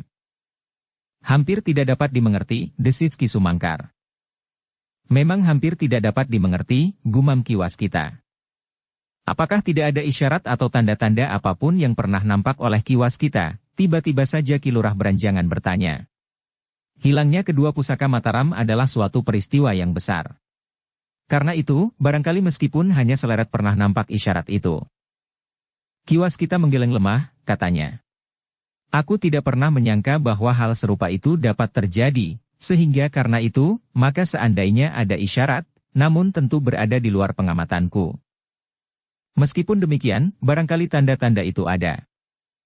Inilah ciri kepicikan kemampuan seseorang Ki Lurah, berkata Ki Waskita. Meskipun kadang-kadang aku dapat melihat isyarat itu, tetapi aku adalah seorang yang dibatasi oleh banyak sekali kekurangan. Ki Lurah menarik nafas dalam-dalam. Lalu katanya. Semula kami hanya pernah mendengar bahwa keris Kanjeng Kiai Nagasasra dan sabuk Inten pernah hilang. Bahkan langsung dari gedung perbendaharaan Istana Demak. Dan kini Mataram mengalami peristiwa yang hampir serupa. Bagaimana hal itu terjadi? Bertanya Kiai Gringsing. Sekilas terkenang olehnya udara yang mencurigakan pada saat-saat terakhir ia berada di Mataram. Tentu ada hubungannya dengan hilangnya pusaka-pusaka itu, berkata Kiai Gringsing di dalam harinya. Ki Lurah Beranjangan menarik nafas dalam-dalam. Katanya. Sesuatu telah terjadi semalam. Udara di Mataram bagaikan ditaburi dengan racun. Semua orang yang bertugas telah kehilangan kesadaran diri. Mereka tertidur di tempat tugas mereka masing-masing. Sirep, desis Ki Sumangkar. Masih juga ada orang yang mempergunakannya saat ini. Dan masih juga ada orang yang terpengaruh oleh kekuatannya. Mungkin tidak akan dapat mempengaruhi kesadaran Ki Sumangkar, Kiai Gringsing dan Ki Waskita. Juga Ki Juru Martani. Tetapi mereka yang tidak memiliki ilmu yang cukup kuat akan segera terpengaruh. Aku tidak tahu, kenapa saat itu aku pun hampir kehilangan kesadaran. Juga Raden Sutawijaya. Hanya dengan berjuang sekuat-kuatnya kami dapat tetap sadar. Beberapa orang pemimpin di Mataram pun harus memusatkan segenap kemampuannya agar mereka tidak tertidur. Jadi, bagaimana mungkin pusaka-pusaka itu hilang jika Ki Juru, Raden Sutawijaya, Ki Lurah sendiri dan beberapa orang pemimpin masih tetap menyadari dirinya? Dan apakah dalam keadaan yang demikian, Ki Juru dan para pemimpin di Mataram tidak segera menyadari bahwa pusat perhatian orang lain terhadap Mataram, sepeninggal Ki Gede, adalah kedua pusaka itu? Ki Lurah Beranjangan menarik nafas dalam-dalam. Sejenak ia merenung, seolah-olah ingin mengingat seluruh peristiwa itu kembali. Kiai, berkata Ki Lurah Beranjangan. Seakan-akan memang tidak mungkin terjadi. Sekelompok orang-orang yang memiliki ilmu yang tinggi telah menyerang Mataram pada malam itu. Dan kami yang tetap mampu menyadari diri betapapun pengaruh sirep itu menusuk ke dalam jantung kami telah bertempur dengan segenap kemampuan yang ada. Agaknya Ki Juru telah terpancing keluar rumah malam itu, geram Kiai Gringsing. Memang sulit mengatakannya. Tetapi agaknya memang demikian. Ki Juru memang tidak mau meninggalkan bilik penyimpanan pusaka itu. Ia hanya bertempur di depan pintu karena seorang yang memiliki kelebihan ilmu dari para penyerang yang lain telah mencoba masuk ke dalam bilik itu. Namun ketika orang itu berhasil diusirnya, bahkan Ki Juru sudah menahan diri tanpa mengejarnya, ternyata pusaka-pusaka itu sudah tidak ada di dalam bilik. Ki Waskita menarik nafas dalam-dalam. Katanya. Jika demikian sekurang-kurangnya, di antara kelompok penyerang itu ada dua orang yang memiliki ilmu setingkat dengan Ki Juru. Yang pertama adalah yang bertempur di depan pintu, sedang yang lain yang berhasil mengambil pusaka itu dari dalam bilik. Demikianlah agaknya. Orang yang mengambil pusaka itu ternyata telah memecahkan dinding kayu dan justru masuk dari ruang dalam. Mereka yang mendengar keterangan itu menjadi semakin tegang. Agung Sedayu dan Swandaru tanpa menyadarinya telah bergeser semakin dekat. Dengan suara bergetar Swandaru menyela. Berapa orang yang datang malam itu Ki Lurah? Tidak kurang dari 7 atau 8 orang. Meskipun jumlah kami yang mampu melepaskan diri dari sirep yang kuat itu lebih dari 10 orang dan yang dengan sikap naluriah telah berkumpul di pendapa rumah Raden Sutawijaya, namun kami tidak mampu menahan mereka karena sebagian dari kami memang sudah dipengaruhi oleh gangguan kekuatan sirep itu. Sebagian dari kami harus berjuang melawan kekuatan sirep dan bertempur sekaligus melawan orang-orang yang memiliki kemampuan yang cukup tinggi. Ki Sumangkar yang tegang itu pun tiba-tiba menarik nafas dalam-dalam. Katanya, jarang sekali orang yang dapat melontarkan kekuatan sirep yang sebenarnya. Jika orang-orang Mataram itu kemudian tertidur di tempat tugasnya, maka sirep itu tentu dilontarkan oleh seseorang yang memang memiliki ilmu yang tinggi. Mungkin. Tetapi gerombolan itu mungkin memiliki 2 atau 3 orang yang bersama-sama mempergunakan ilmunya, sehingga kekuatan sirep itu menjadi berlipat, desis Ki Waskita. Kiai Gringsing mengangguk-anggukkan kepalanya. Terasa sesuatu mencengkam jantungnya. Hilangnya kedua pusaka itu tentu akan mempunyai arti yang jauh bagi Mataram. Karena itu, Kiai Gringsing sependapat bahwa hilangnya kedua pusaka itu memang harus dirahasiakan. Bahkan orang-orang Mataram sendiri pun harus tidak mengetahuinya, selain beberapa orang pemimpin yang sangat terbatas. Kiai, berkata Ki Lurah kemudian. Sebagian dari kami percaya bahwa kedua pusaka itu adalah kelengkapan yang menentukan dari seseorang yang akan menjadi pemimpin. Bahkan ada di antara kami dan barangkali juga beberapa pihak yang percaya bahwa siapa yang dapat memiliki Kanjeng Kiai Pleret dan Kanjeng Kiai Mendung akan dapat menjadi raja yang besar, meskipun masih harus dilengkapi dengan pusaka-pusaka yang lain, terutama Kanjeng Kiai Sangkelat. Bagaimana dengan Kanjeng Kiai Nagasasra dan Kanjeng Kiai Sabuk Inten? Ki Lurah berenjangan mengerutkan keningnya. Katanya, pusaka-pusaka itu memang harus dipersatukan jika seseorang ingin memiliki kedudukan yang kuat. Tetapi tidak mustahil bahwa gerombolan yang mengambil Kanjeng Kiai Pleret dan Kanjeng Kiai Mendung akan berusaha untuk memiliki pusaka-pusaka yang lain, karena dengan memiliki sebagian dari pusaka-pusaka itu, masih belum berhasil dapat memegang pimpinan pemerintahan. Sekelompok kekuatan yang pernah menyimpan Kanjeng Kiai Nagasasra dan Sabuk Inten untuk beberapa lamanya ketika kedua pusaka itu hilang, ternyata sama sekali tidak berhasil merebut pemerintahan yang saat itu berada di tangan Sultan Trenggana di Demak. Bahkan kedua pusaka itu telah menyeret mereka ke dalam malapetaka dan kemusnahan. Kiai Gringsing menarik nafas dalam-dalam. Katanya kemudian, sebenarnya lah bahwa pusaka-pusaka itu mempunyai pengaruh pada seseorang yang memilikinya. Tetapi hubungan timbal balik antara kekuatan-kekuatan yang ada pada diri seseorang dan kemampuannya menyesuaikan diri dengan pengaruh yang ada pada pusaka-pusaka itulah sebenarnya yang dapat menentukan sifat-sifat yang terpancar dari pusaka-pusaka itu yang harus didalami dan luluh di dalam diri seseorang. Barulah pusaka itu mempunyai arti. Ki Lurah berenjangan mengerutkan keningnya. Lalu, kegelisahan yang besarlah yang kini tengah mencengkam Mataram. Sudah tentu. Terlebih-lebih adalah Ki Jurumartani, desis Ki Waskita. Ya, sahut Ki Lurah, lalu tiba-tiba saja berkata kepada Ki Waskita. Ki Waskita, sebagian harapan kami ada pada Ki Waskita. Tentu Ki Waskita dapat mengetahui siapakah yang telah mengambil pusaka-pusaka itu. Ki Waskita mengerutkan keningnya. Jawabnya. Aku mengerti maksud Ki Lurah. Tetapi Ki Lurah memerlukan penjelasan. Ki Lurah berenjangan memandang Ki Waskita dengan tatapan mata yang mengandung harapan. Meskipun demikian ada sesuatu yang agaknya harus diterimanya sebagai suatu kenyataan. Ki Lurah, berkata Ki Waskita. Sebenarnya lah bahwa aku mendapat anugerah dapat melihat isyarat dari berbagai peristiwa di masa mendatang. Tetapi sudah barang tentu amat sulit untuk mengetahui di manakah kedua pusaka itu berada. Aku tidak dapat mengatakan dengan pasti apa yang sebenarnya akan terjadi selain sebuah uraian tentang isyarat. Sedangkan pusaka-pusaka yang ada di Mataram itu telah hilang. Dan aku tidak dapat melihat siapakah yang mengambilnya. Tetapi setidak-tidaknya Ki Waskita dapat menunjukkan apakah yang harus kami lakukan. Ki Waskita dapat mencari anak Ki Waskita yang hilang itu dengan arah yang tepat. Sudah barang tentu sekarang Ki Waskita dapat juga menunjukkan kepada kami di manakah pusaka itu berada. Di barat, di timur, di selatan atau di utara, atau di mana saja. Ki Waskita menarik nafas dalam-dalam.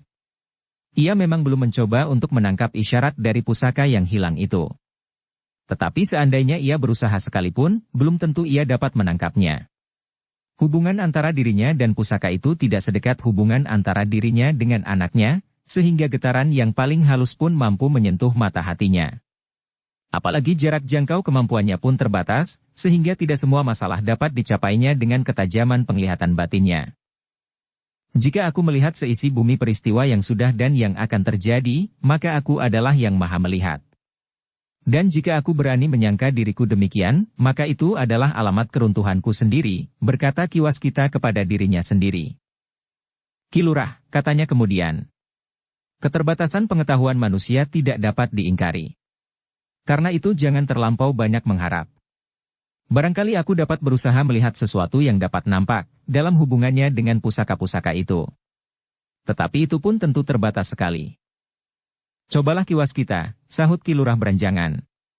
Raden Sutawijaya mengharap bantuan Ki Waskita. Tetapi sudah barang tentu Ki Lurah tidak tergesa-gesa. Ki Lurah akan beristirahat sebentar di Sangkal Putung. Atau barangkali bermalam 1 atau 2 malam. Tentu tidak. Aku harus segera kembali. Bahkan jika mungkin, Kiai Gringsing, Ki Sumangkar dan Ki Waskita diharap pergi bersamaku ke Mataram. Undangan itu membuat hati Ki Demang menjadi berdebar-debar. Belum lagi ia dapat melaksanakan keinginannya untuk segera mengawinkan anaknya, tiba-tiba datang lagi persoalan yang mungkin dapat menunda saat-saat yang sudah lama ditunggunya itu. Tetapi untuk memotong pembicaraan itu rasa-rasanya Ki Demang agak segan juga, karena ia mengerti bahwa masalahnya adalah masalah yang sangat penting bagi Mataram. Tetapi agaknya Kiai Gringsing dapat menangkap kegelisahan itu sehingga katanya, Ki Lurah, sudah barang tentu kami tidak akan berkeberatan. Tetapi kami mohon waktu sedikit. Dengan demikian kami mohon maaf bahwa kami tidak dapat pergi bersama Ki Lurah hari ini. Kami akan segera menyusul, mungkin besok, mungkin lusa. Ki Lurah beranjangan merasa menjadi sangat kecewa. Tetapi ia pun dapat mengerti, agaknya Kademangan Sangkal Putung sudah disibukkan oleh persiapan saat-saat perkawinan Suandaru. Kiai Gringsing pun dapat membaca kekecewaan yang tersirat di wajah Ki Lurah itu. Katanya, Ki Lurah, agaknya aku sudah dipastikan oleh Ki Demang untuk sekali lagi pergi ke Tanah Perdikan Menoreh untuk menyampaikan keputusan terakhir dari pembicaraan yang berkepanjangan tentang Angger Suandaru. Aku akan datang ke Tanah Perdikan Menoreh dengan kepastian waktu, saat dan upacara yang akan sama-sama dilakukan, baik di Tanah Perdikan Menoreh, maupun di Sangkal Putung. Dalam perjalanan itu Kiai akan singgah di Mataram, bertanya Ki Lurah. Ya, sahut Kiai Gringsing. Mungkin aku dapat melakukan tugas yang dibebankan oleh Ki Demang, sekaligus menghadap Ki Juru Martani. Aku ingin lebih banyak mengetahui persoalan yang sedang menggelisahkan Mataram. Ki Lurah beranjangan mengangguk-angguk. Namun kemudian ia bergeser maju. Sekali lagi ia memandang berkeliling. Dilihatnya di regol halaman, beberapa orang bebahu dan pengawal sedang bercakap-cakap. Kiai, berkata Ki Lurah beranjangan. Ada sesuatu yang harus aku tunjukkan kepada Kiai. Kecuali isyarat yang kami harapkan dapat dilihat oleh Ki Waskita, maka barangkali pertanda yang kami ketemukan setelah terjadi pertempuran di pintu bilik pusaka itu dapat memberikan sedikit petunjuk. Kiai Gringsing menjadi semakin tegang. Bahkan ia pun bergeser setapak sambil bertanya. Pertanda apa yang dapat kau lihat? Bukan saja aku lihat, tetapi diketemukan oleh Ki Juru.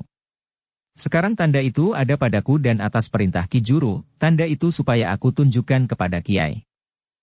Kiai Gringsing mengangguk-angguk. Katanya, aku ingin sekali melihat tanda itu. Ki Lurah beranjangan pun kemudian mengambil sebuah kampil kecil dari kantung ikat pinggang kulitnya yang lebar. Kemudian kampil kecil itu pun diberikannya kepada Kiai Gringsing sambil berkata, kampil itulah yang diketemukan oleh Ki Juru Martani. Silahkan melihat isinya. Barangkali Kiai dapat memberikan tanggapan atas benda itu. Dengan dada yang berdebar-debar Kiai Gringsing menerima kampil kecil itu dari tangan Ki Lurah beranjangan. Sebuah kampil dari kain berwarna putih, meskipun agaknya sudah cukup tua sehingga menjadi kekuning-kuningan. Pada saat Kiai Gringsing menerima kampil itu sudah terasa di tangannya sebuah benda yang pipih di dalamnya. Sebuah benda yang membuat jantungnya semakin cepat berdetak. Ternyata kedua pusaka itu benar-benar telah mengundang kesulitan bagi Mataram, berkata Kiai Gringsing di dalam hatinya. Namun kedua benda itu memang dapat memberikan pengaruh bagi mereka yang memilikinya. Kanjeng Kiai Pleret adalah pusaka yang tidak ada duanya. Sentuhan ujung tombak itu, dan goresan setebal rambut terbagi 7, telah dapat melepaskan nyawa orang yang paling sakti sekalipun, bahkan yang memiliki ilmu kebal rangkap 5. Ilmu lembu sekilan, ilmu tameng wajah dan segala macam ilmu keteguhan jasmaniah yang lain yang terpancar dari tenaga cadangan di dalam diri seseorang. Sedangkan Kanjeng Kiai Mendung adalah perlambang kekuasaan yang dilimpahkan oleh Kanjeng Sultan Pajang bagi putra angkatnya, seolah-olah memang demikianlah yang dikehendakinya, bahwa Pajang akan mengalirkan kekuasaannya ke Mataram. Dan kini kedua pusaka itu telah hilang. Tanpa disadarinya, dengan dada yang berdebar-debar Kiai Gringsing mencoba untuk mengetahui isi kampil kecil itu dengan jari-jarinya. Ada sesuatu yang membuat jantungnya berdentangan. Rasa-rasanya benda di dalam kampil itu akan sangat mengejutkannya. Tetapi Kiai Gringsing tidak dapat menduga, apakah yang akan ditemukannya di dalam kampil itu. Sehingga karena itu, ia pun kemudian dengan tangan yang gemetar membuka ikatannya perlahan-lahan. Bukan saja Kiai Gringsing yang menjadi tegang. Tetapi mereka yang menunggu tangan Kiai Gringsing mengambil benda yang berada di dalam kampil itu pun menjadi tegang pula. Ki Sumangkar, Ki Waskita, Agung Sedayu, Suandaru, Ki Demang Sangkal Putung seolah-olah tidak sabar lagi menunggu, apakah yang akan dilihatnya. Ki Lurah Berenjangan dan beberapa orang pengawal terpercaya dari Mataram, yang merupakan orang-orang tertentu yang boleh mengetahui rahasia hilangnya kedua pusaka itu, menjadi tegang pula meskipun mereka sudah melihat benda yang berada di dalam kampil itu. Sesaat kemudian maka Kiai Gringsing pun menarik benda yang berada di dalam kampil itu. Sebuah benda yang pipih kehitam-hitaman, yang ternyata adalah kepingan perak hitam yang dipahat dengan sebuah lukisan. Sejenak Kiai Gringsing mengamat-amati lukisan itu. Semakin lama nampak ia menjadi semakin tegang dan gelisah. Keningnya yang memang sudah berkerut-merut menjadi semakin berkerut lagi. Pendapa itu bagaikan dicengkam oleh kesenyapan yang tegang. Tidak seorang pun yang bergerak, apalagi berdesah. Bahkan mereka seolah-olah menahan nafas masing-masing. Dengan tanpa berkedip mereka memandang benda yang dipegang oleh Kiai Gringsing itu. Meskipun tidak terucapkan, namun seolah-olah setiap sorot mata yang menatap benda itu memancarkan pertanyaan yang menyesak di dalam hati. Benda yang rasa-rasanya mempunyai arti yang besar bagi hilangnya kedua pusaka itu dari Mataram. Tiba-tiba dalam keheningan yang menyesak itu, terdengar suara Kiai Gringsing. Benda ini mempunyai arti tersendiri. Tetapi apakah benda ini terjatuh selagi pemiliknya bertempur melawan Ki Juru Martani, atau dengan sengaja dijatuhkannya untuk memberikan tekanan atas tindakannya mengambil kedua pusaka itu? Kiai, berkata Ki Lurah Beranjangan. Di dalam kampil itu masih ada secabik kain yang bertuliskan beberapa kata yang tentu akan sangat menarik. Kiai Gringsing rasa-rasanya tidak sabar lagi. Dengan tergesa-gesa tangannya meraih sesobek kain yang memang terdapat di dalam kampil itu. Mereka yang menyaksikan sesobek kain itu pun sekali lagi terperanjat. Kain itu ditulisi dengan huruf-huruf berwarna merah. Darah, desis Ki Sumangkar. Ya. Agaknya kain ini ditulisi dengan darah, sahut Kiai Gringsing. Ki Lurah Beranjangan mengangguk-anggukan kepalanya. Katanya. Ki Juru juga berkata demikian. Cobalah membaca Kiai. Kiai Gringsing menarik nafas dalam-dalam. Katanya kemudian. Memang ada kesengajaan. Benda itu dengan sengaja dijatuhkannya. Apakah bunyi surat berwarna darah itu Kiai? Bertanya Ki Demang. Kiai Gringsing mengamat-amati sesobek kain itu. Kemudian membacanya. Kamilah yang berhak atas pusaka-pusaka itu, karena hanya kamilah yang berhak mewarisi kejayaan tahta Majapahit. Kiai, desis Ki Waskita. Kiai Gringsing menarik nafas. Katanya. Agaknya pertanda ini adalah pertanda dari sebuah perguruan yang semula tidak pernah berkembang. Tetapi pimpinan dari perguruan itu langsung merupakan keturunan dari Majapahit. Kiai. Ki Waskita bergeser. Yang dikenal oleh Ki Juru Martani keturunan langsung dari Majapahit adalah Kiai Gringsing. Kiai Gringsing memandang Ki Waskita dengan tegang. Ia mengerti maksud Ki Waskita, sehingga karena itu maka ia pun menarik nafas dalam-dalam sambil berkata. Tetapi Ki Juru tentu tidak akan dengan tergesa-gesa menyangka bahwa akulah yang telah datang mengambil pusaka-pusaka itu. Ki Lurah Berenjangan nampak menjadi semakin gelisah. Kemudian katanya, "Memang tidak, Kiai." Meskipun semula Ki Juru terganggu juga untuk menyebut nama Kiai Gringsing, tetapi benda itu memberikan petunjuk kepada Ki Juru bahwa bukan perguruan Empu Indujati lah yang telah mengambil pusaka-pusaka itu. Kiai Gringsing terkejut. Katanya, "Apakah kau mengetahui beberapa hal tentang Empu Indujati?" Dalam keadaan yang tegang, Ki Juru Martani mengucapkannya. Seperti juga baru saja diucapkan oleh Ki Waskita tanpa sadar bahwa Kiai adalah keturunan langsung dari Majapahit. Kiai Gringsing mengerutkan keningnya. Tanpa sesadarnya ia memandang kedua muridnya yang terheran-heran. Tetapi Kiai Gringsing masih sempat berkata, "Hampir setiap orang dapat menyebut dirinya keturunan Majapahit. Aku pun dapat menganggap diriku demikian. Tetapi, jarak antara Majapahit dan aku sudah terlampau jauh." "Kiai," berkata Ki Lurah Beranjangan, "pengawal-pengawalku adalah orang-orang yang terpercaya dan terikat sumpah akan kesetiaannya. Mereka tidak akan berbuat sesuatu di luar kehendak kami bersama." Kiai Gringsing tidak menyahut. Tetapi ia pun kemudian berkata, "Lihatlah Ki Lurah Beranjangan. Benda perak hitam ini menunjukkan ciri-ciri khusus. Lihatlah bentuk perisai yang aneh itu. Bulat tetapi bergerigi. Kemudian di tengah-tengahnya terdapat perlambang yang aneh pula. Bukan binatang yang garang dan mempunyai lambang kekuatan.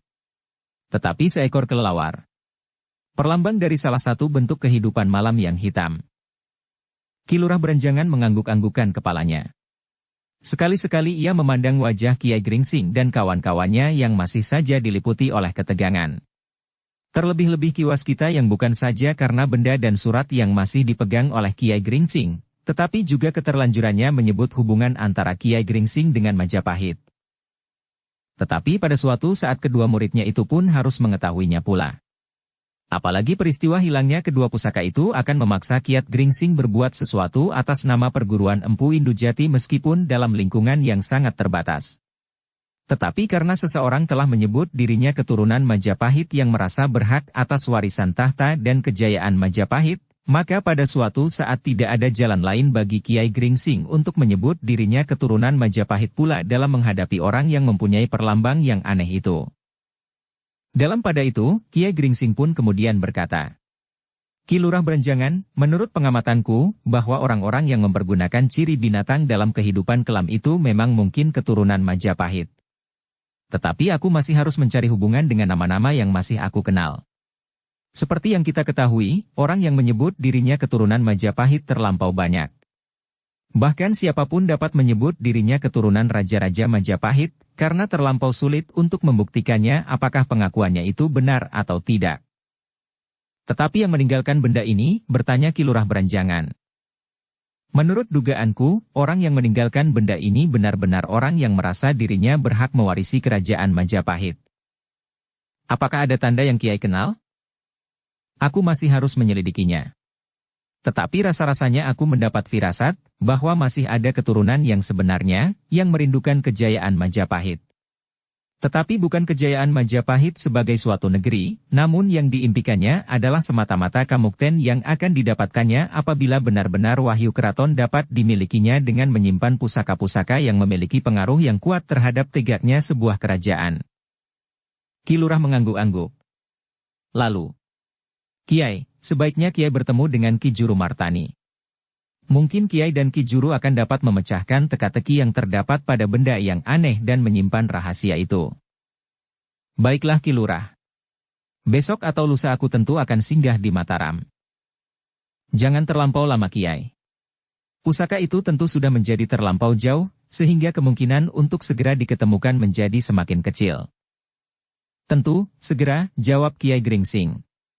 "Sebenarnya lah bahwa aku pun berkepentingan dengan diketemukannya pusaka-pusaka itu. Bukan karena kepentingan pribadi, tetapi jika pusaka-pusaka itu masih berada di tangan orang-orang yang merasa dapat mewarisi kedudukan tahta Majapahit dengan mengumpulkan pusaka-pusaka serupa itu, maka ketentraman tidak akan dapat terwujud. Orang-orang itu tentu akan berusaha untuk mendapatkan pusaka-pusaka yang lain dan yang lain, sehingga keributan akan terjadi di mana-mana. Terima kasih Kiai. Mudah-mudahan Kiai akan segera berada di Mataram. Lalu, bagaimana dengan benda ini? Jika tidak berkeberatan, apakah benda ini dapat aku pinjam sejenak? Pada saat aku singgah di Mataram, benda ini akan aku kembalikan kepada Ki Juru Martani. Ki Lurah Berenjangan mengerutkan keningnya. Beberapa saat ia menimbang-nimbang. Tetapi agaknya Ki Juru Martani tidak akan marah karena benda itu berada di tangan orang yang dapat dipercaya. Tentu orang yang mengambil pusaka-pusaka itu tidak ada hubungannya dengan Kiai Gringsing. Ciri Kiai Gringsing berbeda sekali dengan ciri yang terpahat pada benda pipih dari perak hitam itu, berkata Ki Lurah Beranjangan di dalam hatinya. Dengan demikian maka akhirnya ia mengangguk sambil berkata, "Aku percayakan benda itu kepada Kiai. Dan tentu Kiai akan membawanya dan mengembalikannya kepada Ki Juru dalam waktu yang singkat. Apalagi agaknya Ki Juru ingin segera berbicara dengan Kiai dalam persoalan ini." Kiai Gringsing mengangguk. Jawabnya, "Aku mengerti. Dan aku benar-benar akan segera datang. Jika demikian, maka agaknya keperluanku untuk datang ke Sangkal Putung sudah selesai. Karena itu, maka kami akan segera mohon diri." "Ah," potong Ki Demang. Demikian tergesa-gesa. Mataram baru dalam keadaan yang gawat. Tetapi nanti dulu. Bagaimanapun juga aku belum dapat melepaskan Ki Lurah dan para pengawal meninggalkan pendapat ini, karena jika demikian, maka perempuan-perempuan yang sedang dengan tergesa-gesa menyiapkan hidangan makan akan menjadi sangat kecewa. Sebentar lagi, dan kita akan makan bersama-sama.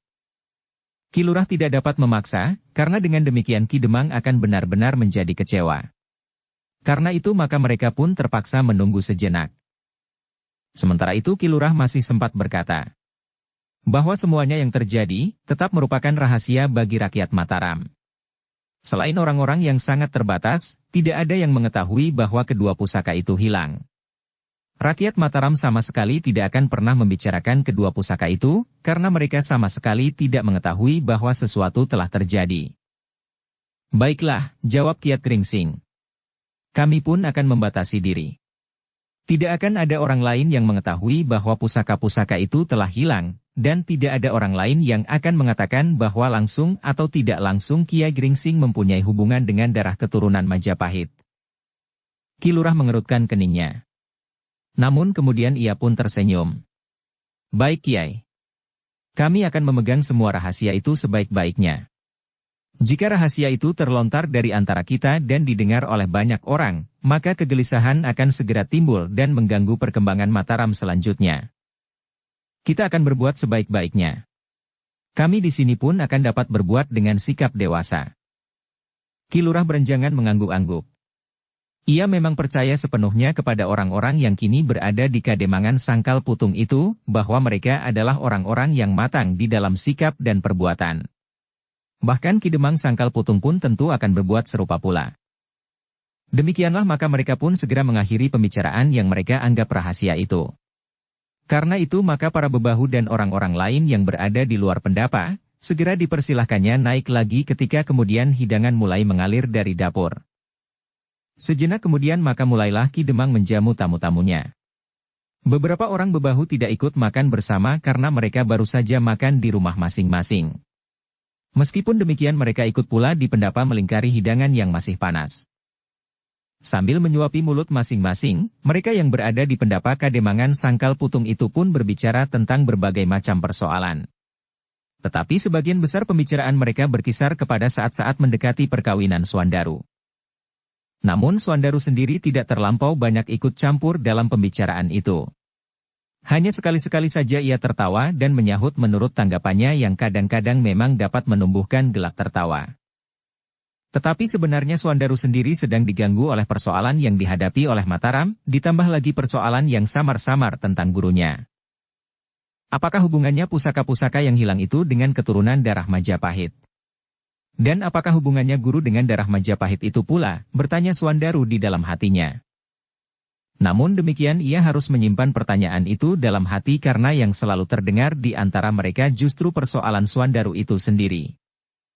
Kecuali Swandaru, Agung Sedaya pun selalu diganggu oleh pertanyaan yang serupa. Namun ia berusaha menyisihkan persoalan itu untuk beberapa saat, karena ia tidak akan dapat merenunginya sebaik-baiknya di dalam pertemuan itu, justru karena mereka yang ada di pendapa itu dengan sengaja berusaha untuk mengesampingkannya pula.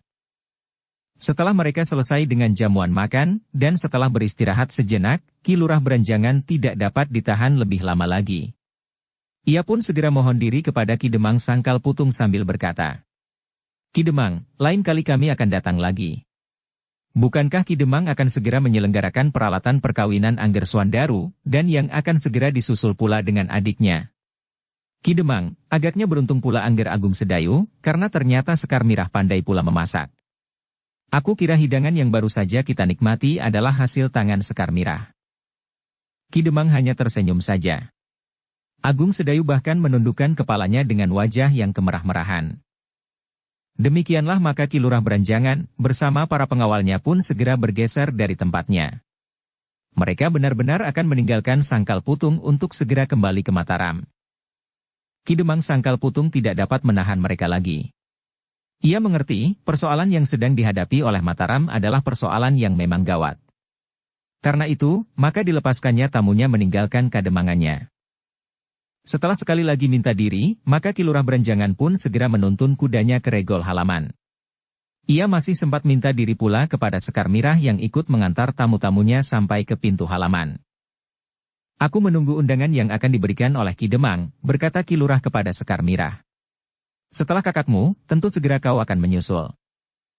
"Ah," desah Sekar Mirah. Tetapi ia tidak melanjutkannya. Ki Lurah Beranjangan adalah seorang yang belum terlampau dikenalnya, meskipun ia mengerti bahwa Ki Lurah itu adalah salah seorang pemimpin dari Mataram yang sedang tumbuh dan berkembang. Sepeninggal tamu-tamunya dari Mataram, dan setelah orang-orang lain meninggalkan pendapa, maka mulailah Kiai Gringsing, Ki Waskita, Ki Sumangkar dan Ki Demang berbincang tentang hilangnya pusaka-pusaka yang dirahasiakan itu. "Kiai Gringsing," berkata Ki Waskita, "apakah Kiai sama sekali tidak mengerti ciri-ciri yang nampak pada benda yang agaknya dengan sengaja ditinggalkan itu, sesuai dengan bunyi kalimat yang ditulis pada sesobek kain dengan warna darah itu?" Kiai Gringsing menarik nafas dalam-dalam.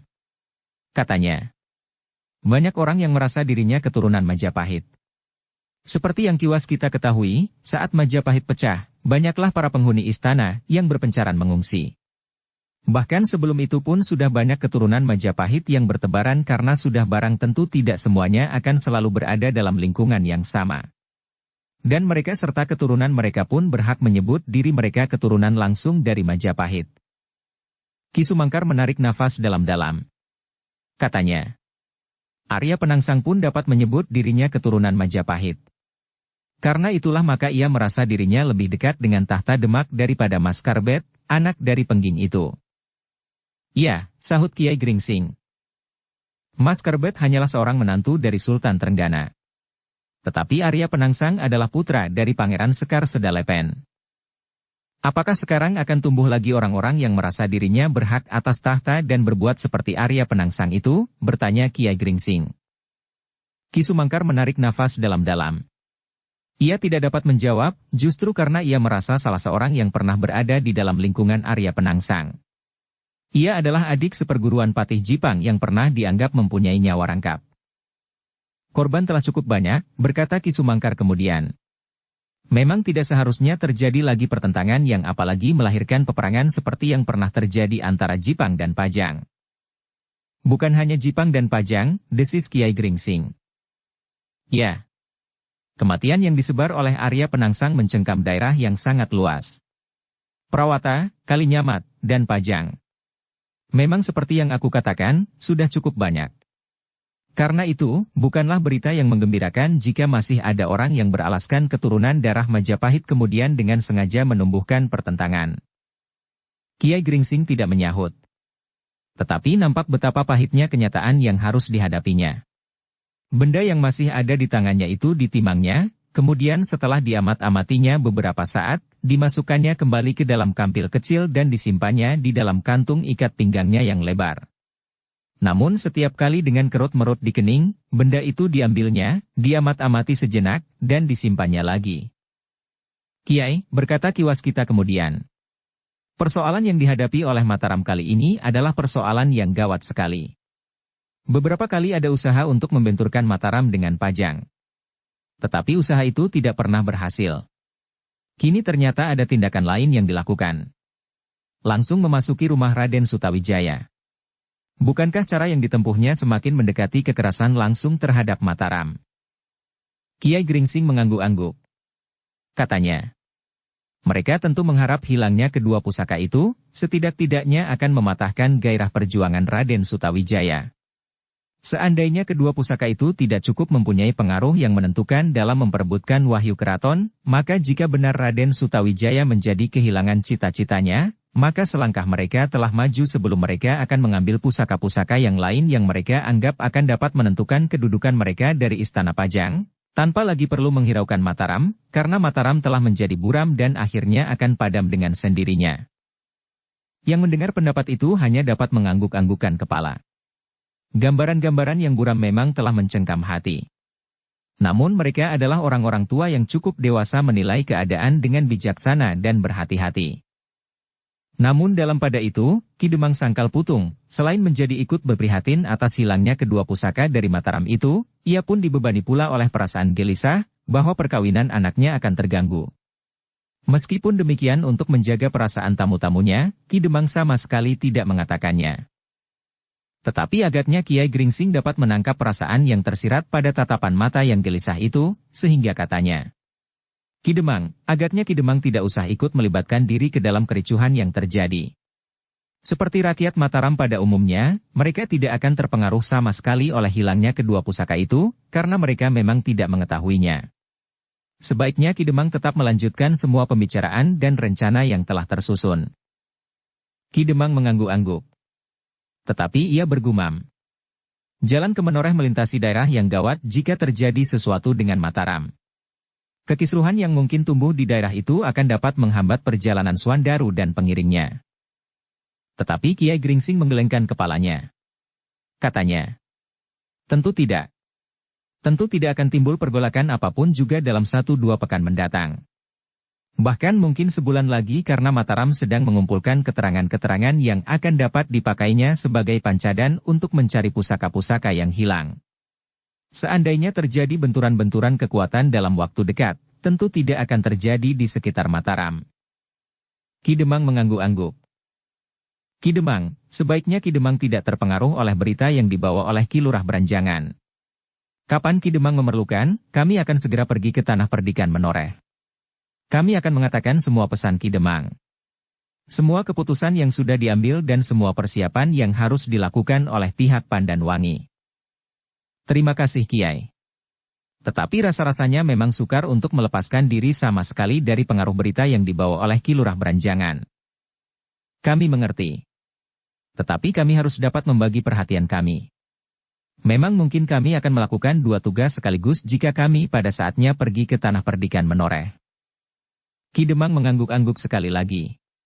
Katanya, semuanya sudah tersusun. Terserah kepada Kiai, kapan Kiai akan berangkat ke Tanah Perdikan Menoreh. Keputusan kami sekeluarga, berdasarkan keputusan pembicaraan orang-orang tua di Sangkal Putung. Tetapi keputusan itu harus dimatangkan, dan suatu kepastian harus diambil agar kelak tidak akan dapat menumbuhkan persoalan lagi. Baiklah. Aku akan mengundang orang-orang tua sekali lagi. Lalu semuanya akan pasti. Dan Kiai akan segera berangkat ke Tanah Perdikan Menoreh. Kiai Gringsing mengangguk-angguk. Memang ia pun ingin segera pergi, sekaligus menemui Ki Juru Martani di Mataram yang tentu sedang dicengkam oleh kegelisahan dan kekhawatiran atas hilangnya kedua pusaka itu. Mudah-mudahan hilangnya 2 pusaka itu akan tetap merupakan rahasia yang tidak akan pecah dan mengalir keluar dinding rumah Raden Sutawijaya, berkata Kiai Gringsing di dalam hatinya. Demikianlah maka persoalan-persoalan yang susul-menyusul tumbuh di hati Ki Demang di Sangkal Putung dan tamu-tamunya. Betapa mereka berusaha untuk memisahkan persoalan yang satu dengan yang lain, namun di dalam diri mereka, keduanya saling berdesakan berebut tempat. Di dalam biliknya, Kiai Gringsing masih selalu mengamati benda yang berlukiskan ciri-ciri yang belum dapat dikenalnya itu. Bahkan Kiai Gringsing pun kemudian mengambil kesimpulan bahwa ciri-ciri yang terpahat pada benda pipih yang terbuat dari perak bakar yang berwarna kehitam-hitaman itu tentu ciri-ciri yang baru saja dibuat oleh sebuah perguruan yang menyebut dirinya keturunan langsung dari Majapahit. Ciri-ciri itu tentu bukan seperti ciri-ciri yang terdapat di pergelangan tangannya, karena hampir setiap perguruan mengenal perguruan yang dipimpin oleh Empu Indujati. Kiai Gringsing menarik nafas dalam-dalam. Ia pun teringat betapa orang-orang dari goa yang disebut Susuhing Angin mencoba mencampuri persoalan yang saat itu membakar Demak oleh api pertentangan antara Pajang dan Jipang. Dalam keadaan yang mendesak sekali, ia pun mulai melepaskan ciri-ciri perguruan Windu Jati, dan ternyata ciri-ciri itu membawa pengaruh atas orang-orang dari goa yang disebut Susuhing Angin itu. Mereka dengan diam-diam menarik diri dari persoalan yang sedang membakar Pajang dan Jipang, karena mereka tidak bersedia berhadapan dengan orang-orang dari perguruan Windu Jati. Apakah orang-orang yang mengambil pusaka-pusaka itu dan menyatakan dirinya keturunan darah Majapahit itu akan dapat dipengaruhi dengan ciri-ciri perguruan Windu Jati? Bertanya Kiai Gringsing kepada diri sendiri. Semuanya masih samar-samar, ia menjawab sendiri. Mungkin mereka justru memancing timbulnya orang-orang yang menganggap diri mereka keturunan Majapahit pula, berkata Kiai Gringsing kemudian di dalam hatinya. Karena itu, agaknya lebih baik bagiku untuk menunggu. Jika datang saatnya, maka perkembangan keadaan akan dapat menentukan, apakah yang sebaiknya aku lakukan. Dengan demikian, maka akhirnya Kiai Gringsing tidak berusaha untuk mengambil sikap apapun juga sebelum ia dapat bertemu dengan Ki Juru. Yang dapat dilakukannya segera adalah pergi ke Tanah Perdikan menoreh membawa pesan Ki Demang dan ikut membantu penyelenggaraan peralatan perkawinan itu. Namun demikian, sekali-sekali Kiai Gringsing tanpa disadarinya, memandang lukisan yang ada di pergelangan tangannya.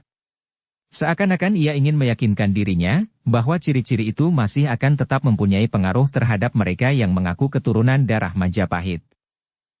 Tetapi Kiai Gringsing tidak berbuat apa-apa. Ia benar-benar menunggu sampai saatnya ia akan pergi ke Mataram. Selain Kiai Gringsing sebenarnya lah bahwa Ki Sumangkar dan Ki Waskita pun selalu dipengaruhi oleh berita hilangnya kedua pusaka yang diambil oleh orang-orang yang dengan sengaja menyebut dirinya keturunan Majapahit itu. Tetapi agaknya mereka mengerti bahwa Kiai Gringsing masih belum ingin membicarakannya, sampai saatnya mereka berada di Mataram. Karena itu, maka mereka pun tanpa berjanji tidak menanyakan lebih lanjut tentang kedua pusaka yang hilang dan tentang ciri yang sengaja ditinggalkan oleh orang-orang yang mengambil pusaka-pusaka itu. Seolah-olah mereka pun telah bersepakat untuk membicarakannya kelak apabila di antara mereka terdapat Ki Juru Martani. Yang menjadi persoalan seterusnya adalah hari-hari perkawinan Swandaru. Ki Demang memanggil orang-orang tua di kademangannya untuk sekali lagi mematangkan pembicaraan.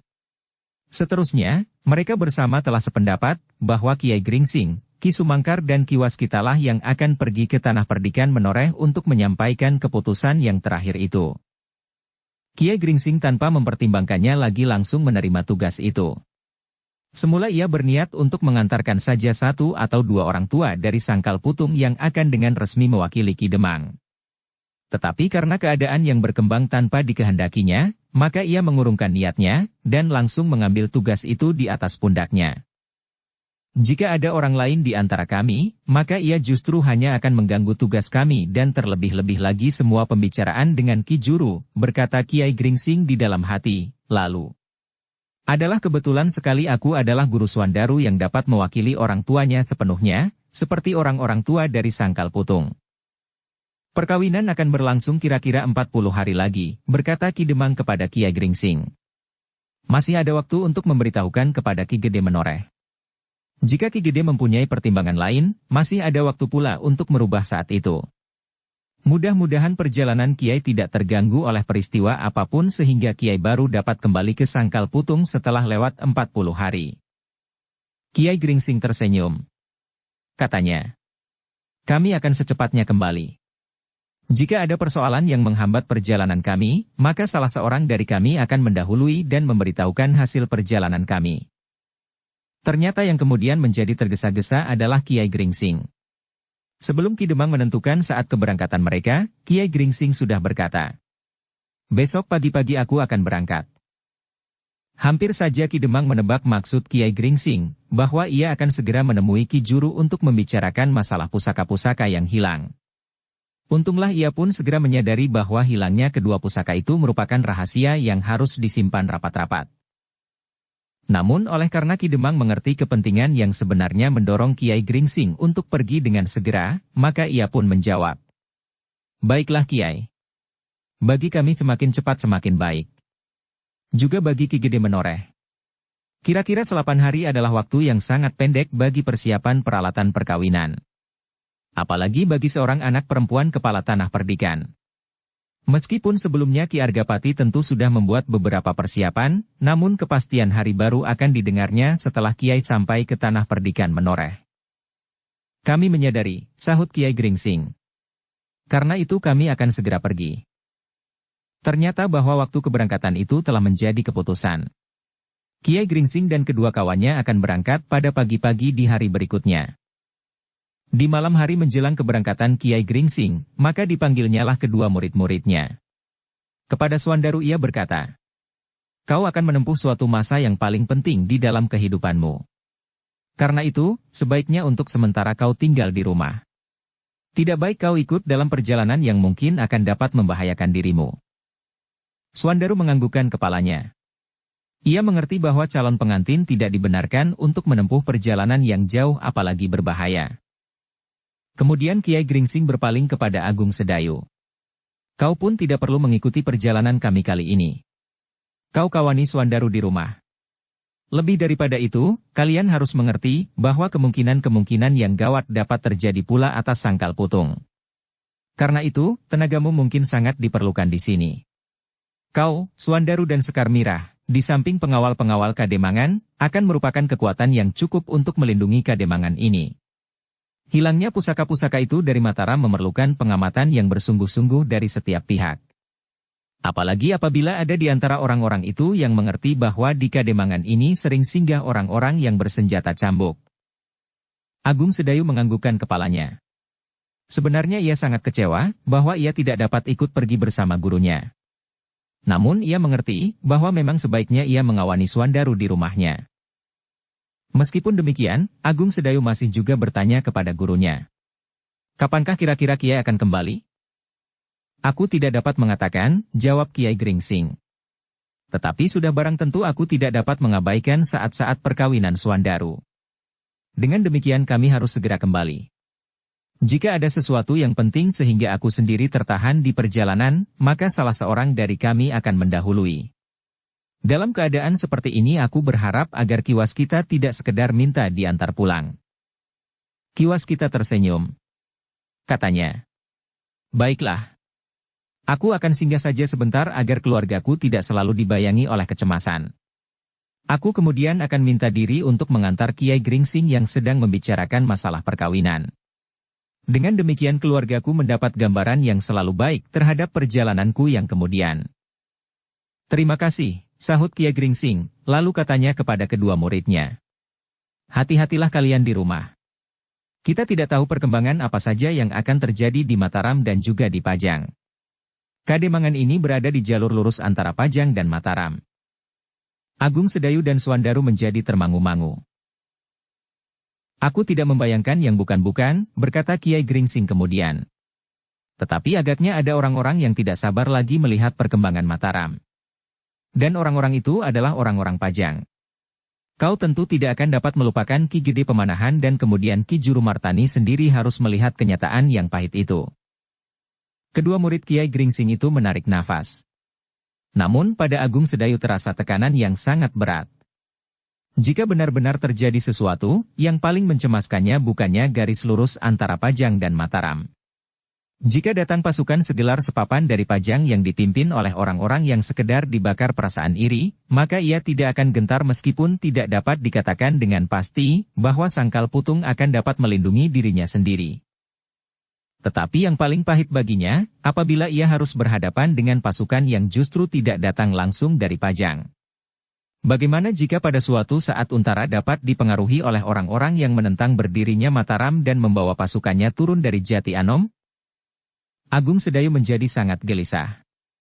Tetapi ia tidak mengatakannya kepada siapapun. Ia tetap menyimpan perasaan-perasaan itu, dan menghibur dirinya sendiri. Agaknya aku digelisahkan oleh angan-angan yang sama sekali belum nampak kemungkinannya akan terjadi. Dalam pada itu, Kiai Gringsing masih memberikan beberapa pesan kepada murid-muridnya. Ia tidak lupa memperingatkan bahwa yang mereka ketahui tentang pusaka-pusaka yang hilang itu adalah rahasia yang paling besar bagi Mataram di saat pertumbuhannya. Apakah Sekar Mirah boleh mengetahuinya? Bertanya Ki Sumangkar. Jika Ki Sumangkar yakin bahwa Sekar Mirah pun dapat memegang rahasia seperti Agung Sedayu dan Swandaru, maka tidak ada keberatannya ia mengetahuinya. Tetapi aku kira tidak dengan Nyai Demang. Dan aku berharap bahwa Ki Demang tidak mengatakannya pula kepada Nyai Demang. Tentu Ki Demang tidak akan mengatakannya kepada Nyai Demang, sahut Ki Waskita. Ki Demang dapat membeda-bedakan manakah yang dapat dan manakah yang tidak dapat dikatakannya. Kiai Gringsing memandang Ki Waskita sejenak. Namun ia pun kemudian mengangguk-angguk. Malam sudah larut, berkata Kiai Gringsing. Kami yang esok akan pergi, perlu beristirahat barang sejenak. Namun demikian, aku masih perlu memberitahukan kepada Agung Sedayu dan Swandaru bahwa kau harus berusaha untuk mengatasi setiap kesulitan yang dapat terjadi sebelum kesulitan yang sebenarnya. Maksudku, seperti Mataram, sebelum kedua pusaka itu hilang, rumah Ki Gede Pemanahan telah diliputi oleh suasana yang tidak wajar karena kekuatan sirap. Aku telah memberikan petunjuk kepada kalian berdua, bagaimana melawan kekuatan sirap itu. Jika kalian merasakan ketidakwajaran menyelimuti suasana Kademangan ini, maka kalian harus dengan cepat berusaha memusatkan semua daya tahan yang ada di dalam diri kalian untuk melawannya. Pemusatan pikiran dan getaran diri akan dapat membebaskan kalian sebelum kalian dapat membebaskan orang lain yang memiliki kekuatan betapapun kecilnya, dan yang masih belum terlanjur dicengkam oleh pengaruh itu. Kedua murid Kiai Gringsing itu mengangguk-angguk. Sejak terasa suasana yang tidak wajar selagi mereka akan meninggalkan Mataram, Kiai Gringsing sudah memperdalam ilmu yang ada di dalam diri murid-muridnya untuk melawan kekuatan-kekuatan yang tidak kasat mata seperti ilmu sirat. Demikianlah maka mereka pun kemudian pergi ke pembaringan masing-masing. Untuk beberapa saat mereka masih tetap berangan-angan. Tetapi kemudian mereka pun segera tertidur dengan nyenyaknya. Hanya Swandaru sajalah yang menjadi gelisah. Bukan saja karena pusaka-pusaka yang hilang, tetapi ia selalu dibayangi oleh berbagai macam kecemasan tentang hari-hari perkawinannya. Namun akhirnya Swandaru pun tertidur pula menjelang dini hari. Ketika cahaya merah mulai membayang, maka Kiai Gringsing telah bangkit dari pembaringannya, diikuti oleh Ki Waskita dan Sumangkar. Mereka pun segera pergi ke Pakiwan untuk mandi dan kemudian berbenah, karena mereka ingin berangkat pagi-pagi benar agar mereka tidak kepanasan di sepanjang perjalanan, sementara Agung Sedayu telah mengisi jambangan di Pakiwan itu. Seluruh keluarga Kademangan Sangkal Putung mengantar Kiai Gringsing, Ki Waskita dan Ki Sumangkar sampai ke pintu gerbang halaman ketika mereka berangkat. Sambil menepuk pundak Swandaru, Kiai Gringsing yang sudah memegangi kendali kudanya berkata, "Hati-hatilah. Kau harus banyak berprihatin menghadapi hari-hari yang sangat penting di dalam hidupmu." Ia berhenti sejenak, lalu. "Dan yang penting, agar kau menjadi bertambah langsing." Yang mendengar pesan itu tertawa. Swandaru pun tertawa pula sambil menjawab. "Baik Guru. Aku akan mengurangi makar dan tidur. Sehari tidak lebih dari 3 kali makan dan tidak lebih banyak lagi dari batas kekenyangan." Sekar Mirah mencubit lengan kakaknya sambil berdesis. "Pantas. Di hari perkawinan itu kau akan benar-benar menjadi bulat seperti jeruk bali." Demikianlah sejenak kemudian Kiai Gringsing dan kedua kawannya pun segera meloncat ke punggung kudanya. Sambil tersenyum Ki Sumangkar berkata, "Kini kami yang tua-tualah yang akan bertamasya." "Selamat jalan," berkata Ki Demang. "Salamku kepada semuanya. Ki Gede Menoreh, Ki Juru, Raden Sutawijaya dan siapa saja." Agung Sedayu yang berdiri di sebelah Swandaru memandang ketiga orang yang segera berangkat itu dengan wajah yang tegang. Seolah-olah ia tidak melihat perjalanan itu sebagai sebuah perjalanan utusan yang akan membicarakan masalah perkawinan. Tetapi yang menempuh perjalanan itu adalah orang-orang yang memiliki ilmu yang tinggi yang sedang digelisahkan oleh hilangnya 2 buah pusaka dari tanah Mataram. Pusaka-pusaka yang sangat penting artinya bagi gairah perjuangan Raden Sutawijaya. Apalagi di tangan orang-orang yang tidak bertanggung jawab, pusaka-pusaka itu akan menjadi pendorong untuk melakukan tindakan-tindakan yang lebih jauh lagi. Sekali-sekali Kiai Gringsing masih juga berpaling. Ada sesuatu yang terasa melonjak di dalam hati. Kepergiannya bertiga memang akan menjadi sebuah perjalanan yang penting. Tetapi jika orang-orang yang mengambil pusaka itu mempunyai tujuan yang lain pula, apalagi apabila mereka mengenal bahwa orang-orang bercambuk yang ada di Sangkal Putung adalah orang-orang yang mempunyai sentuhan ilmu dengan perguruan Windujati yang sudah lama tidak terdengar lagi, maka murid-muridnya akan dapat mengalami kemungkinan yang pahit. Mudah-mudahan tidak demikian, berkata Kiai Gringsing di dalam hatinya. Mudah-mudahan perhatian mereka terpusat kepada pusaka-pusaka yang ada di Mataram itu saja. Namun demikian Kiai Gringsing tidak mengatakannya kepada kedua kawannya di perjalanan. Kecemasannya itu disimpannya saja di dalam hatinya. Namun, meskipun Kiai Gringsing tidak mengatakannya, agaknya kedua kawan seperjalanannya pun merasakannya juga kecemasan yang serupa. Bahkan Ki Sumangkar berkata di dalam hatinya, "Jika orang-orang yang mengambil pusaka itu sengaja menunggu kami meninggalkan Mataram karena mengetahui bahwa di antara kami terdapat seseorang keturunan Empu Indujati, maka kesulitan yang dialami oleh Mataram itu akan dapat menjalar ke Sangkal Putung, justru karena Agung Sedayu dan Swandaru tidak pergi bersama kami." Tetapi kemudian, mudah-mudahan tidak. Berbeda dengan Kiai Gringsing dan Ki Sumangkar, maka Ki Waskita mencoba melihat sesuatu yang barangkali akan dapat menjadi isyarat apapun yang dapat memberinya sekedar petunjuk, apakah yang bakal terjadi kemudian di Sangkal Putung. Namun ia tidak melihat sesuatu. Dan Ki Waskita mengambil kesimpulan, bahwa untuk waktu yang pendek, Sangkal Putung tidak akan mengalami kesulitan. Tetapi waktu yang pendek itu merupakan sebuah teka-teki pula baginya. Persoalan yang terlampau banyak mengandung segi-segi kemungkinan, memang sulit untuk dilihat, berkata Ki Waskita di dalam hatinya. Namun kemudian, memang penglihatan seseorang betapapun sempurnanya, tentu akan menjadi sangat terbatas untuk mengetahui seluruh rahasia dari alam ini. Dengan demikian, maka di perjalanan ke Mataram, tidak banyak yang dipercakapkan oleh ketiga orang tua-tua itu. Mereka lebih banyak berbicara dengan angan-angan mereka masing-masing. Dalam pada itu, yang mereka tinggalkan di Sangkal Putung pun menjadi sibuk pula dengan kerja masing-masing. Kademangan Sangkal Putung mendapat perbaikan yang cukup banyak. Sudah lama rumah itu tidak mendapat perbaikan apalagi perubahan. Maka menjelang saat-saat perkawinan anak laki-laki satu-satunya dari Ki Demang Sangkal Putung, rumahnya pun mendapat perhatian sepenuhnya. Dalam pada itu, meskipun masih juga ada ingatan Swandaru atas pusaka-pusaka yang hilang, namun perhatiannya semakin lama semakin condong kepada kepentingannya sendiri yang sudah dekat. Rasa-rasanya ia tidak sabar lagi menunggu saat yang sudah ditentukan oleh ayahnya dan orang-orang tua di Sangkal Putung itu. Apalagi apabila Ki Gede menoreh kemudian justru menunda saat-saat perkawinan itu dengan berbagai macam alasan.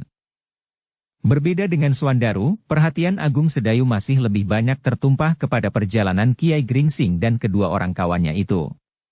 Rasa-rasanya ada hubungan yang rapat antara hilangnya kedua pusaka itu dengan kehadiran gurunya yang juga disebut sebagai keturunan dari Majapahit, meskipun ia tidak tahu lebih banyak lagi tentang gurunya selain sekedar seorang yang memiliki darah keturunan Majapahit seperti yang didengarnya. Meskipun demikian Agung Sedayu ikut pula sibuk membantu keluarga Ki Demang di Sangkal Putung. Pada dasarnya Agung Sedayu memang seorang anak muda yang rajin dan ringan tangan. Namun di Sangkal Putung, ia mendapat tanggapan yang lain. Seorang anak muda Sangkal Putung sambil tersenyum menggamit kawannya dan berbisik. "Lihat calon menantu Ki Demang itu. Betapa rajinnya." Yang lain tertawa tertahan. Jawabnya, "Tetapi aku tidak iri hati."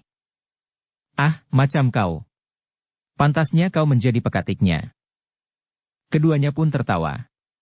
Tetapi mereka berusaha untuk menyembunyikan wajahnya, agar Agung Sedayu tidak merasa bahwa mereka sedang memperhatikannya. Tetapi Agung Sedayu tidak memperhatikan apapun juga. Perhatiannya benar-benar tertambat kepada gurunya. Ia dapat merasa betapa Kiai Gringsing ikut merasa bertanggung jawab akan hilangnya Kanjeng Kiai Pleret dan Kanjeng Kiai Mendung dari Mataram. Jika ternyata ada darah keturunan Majapahit yang berbuat berdasarkan nafsu semata-mata, maka mereka tentu akan mencemarkan seluruh keturunan Majapahit. Betapa besarnya Majapahit yang pernah hadir di persada tanah kelahiran yang terbentang meliputi beribu-ribu pulau sebagai wujud hasrat persatuan rakyatnya, namun jika keturunannya adalah orang-orang yang sekedar dikuasai oleh nafsu justru setelah Majapahit surut, maka kesan yang tumbuh adalah bahwa sebenarnya Majapahit adalah sekedar perbendaharaan nafsu semata-mata. Kekuasaan yang dilandasi oleh kekuatan dan kemampuan mempertahankan kekuasaan itu. Kesan yang demikian itulah yang tentu sangat mengganggu Kiai Gringsing. Seorang keturunan Majapahit yang sama sekali tidak pernah memikirkan kekuasaan dan mempergunakan kekuatannya untuk membangunkan kekuasaan. Sementara itu, Kiai Gringsing dan kedua kawan-kawannya berpacu semakin cepat. Perjalanan ke Mataram bukan perjalanan yang sulit lagi. Meskipun belum sempurna, tetapi jalur-jalur jalan sudah dapat dilalui dengan mudah. Di antara lebatnya hutan tambak baya, seleret jalan setapak bagaikan segores garis yang sangat tebal yang menyobek rimbunnya pepohonan. Ternyata jalan itu sudah menjadi semakin ramai dan semakin banyak dilalui orang, karena keamanan memang menjadi semakin baik. Tidak banyak lagi gangguan-gangguan yang dijumpai oleh para pedagang. Tidak ada lagi perampok-perampok yang kuat mencegat perjalanan mereka. Apalagi pasukan pengawal Mataram bagaikan hilir mudik melalui jalan yang membelah hutan itu. Di sepanjang jalan Kiai Gringsing dan kedua kawannya bertemu juga dengan serombongan pedagang. Mereka masih tetap merasa lebih aman melintas dalam kelompok yang agak besar karena kadang-kadang masih saja mereka ingat tentang perampokan yang pernah terjadi di hutan yang lebat itu. Namun ada juga 2-3 orang yang lewat dengan tenang, karena mereka yakin bahwa perjalanan mereka tidak akan terganggu lagi, atau karena mereka percaya kepada diri sendiri bahwa mereka akan dapat mengatasi kesulitan-kesulitan kecil yang mungkin terjadi di sepanjang perjalanan. Meskipun nampaknya Kiai Gringsing hampir tidak menghiraukan sama sekali orang-orang yang lewat itu, namun kadang-kadang terpercik juga pertanyaan di dalam hatinya. Apakah orang-orang ini tidak mempunyai sangkut paut sama sekali dengan hilangnya kedua pusaka itu? Tetapi Kanjeng Kiai Pleret dan Kanjeng Kiai Mendung adalah pusaka-pusaka yang bertangkai panjang. Dengan demikian maka untuk membawanya tentu agak lebih sulit dari pusaka-pusaka yang pendek, seperti Kanjeng Kiai Nagasasra dan Kanjeng Kiai Sabuk Inten, atau Kanjeng Kiai Sangkelat. Dalam pada itu, perjalanan mereka tidak menemui kesulitan apapun juga. Sekali-sekali mereka harus berhenti memberi kesempatan kuda-kuda mereka minum barang seteguk dan beristirahat sejenak. Kemudian mereka pun segera meneruskan perjalanan ke Mataram. Bersambung ke bab 177. Dukung kami dengan subscribe, follow, like, komen dan share. Terima kasih.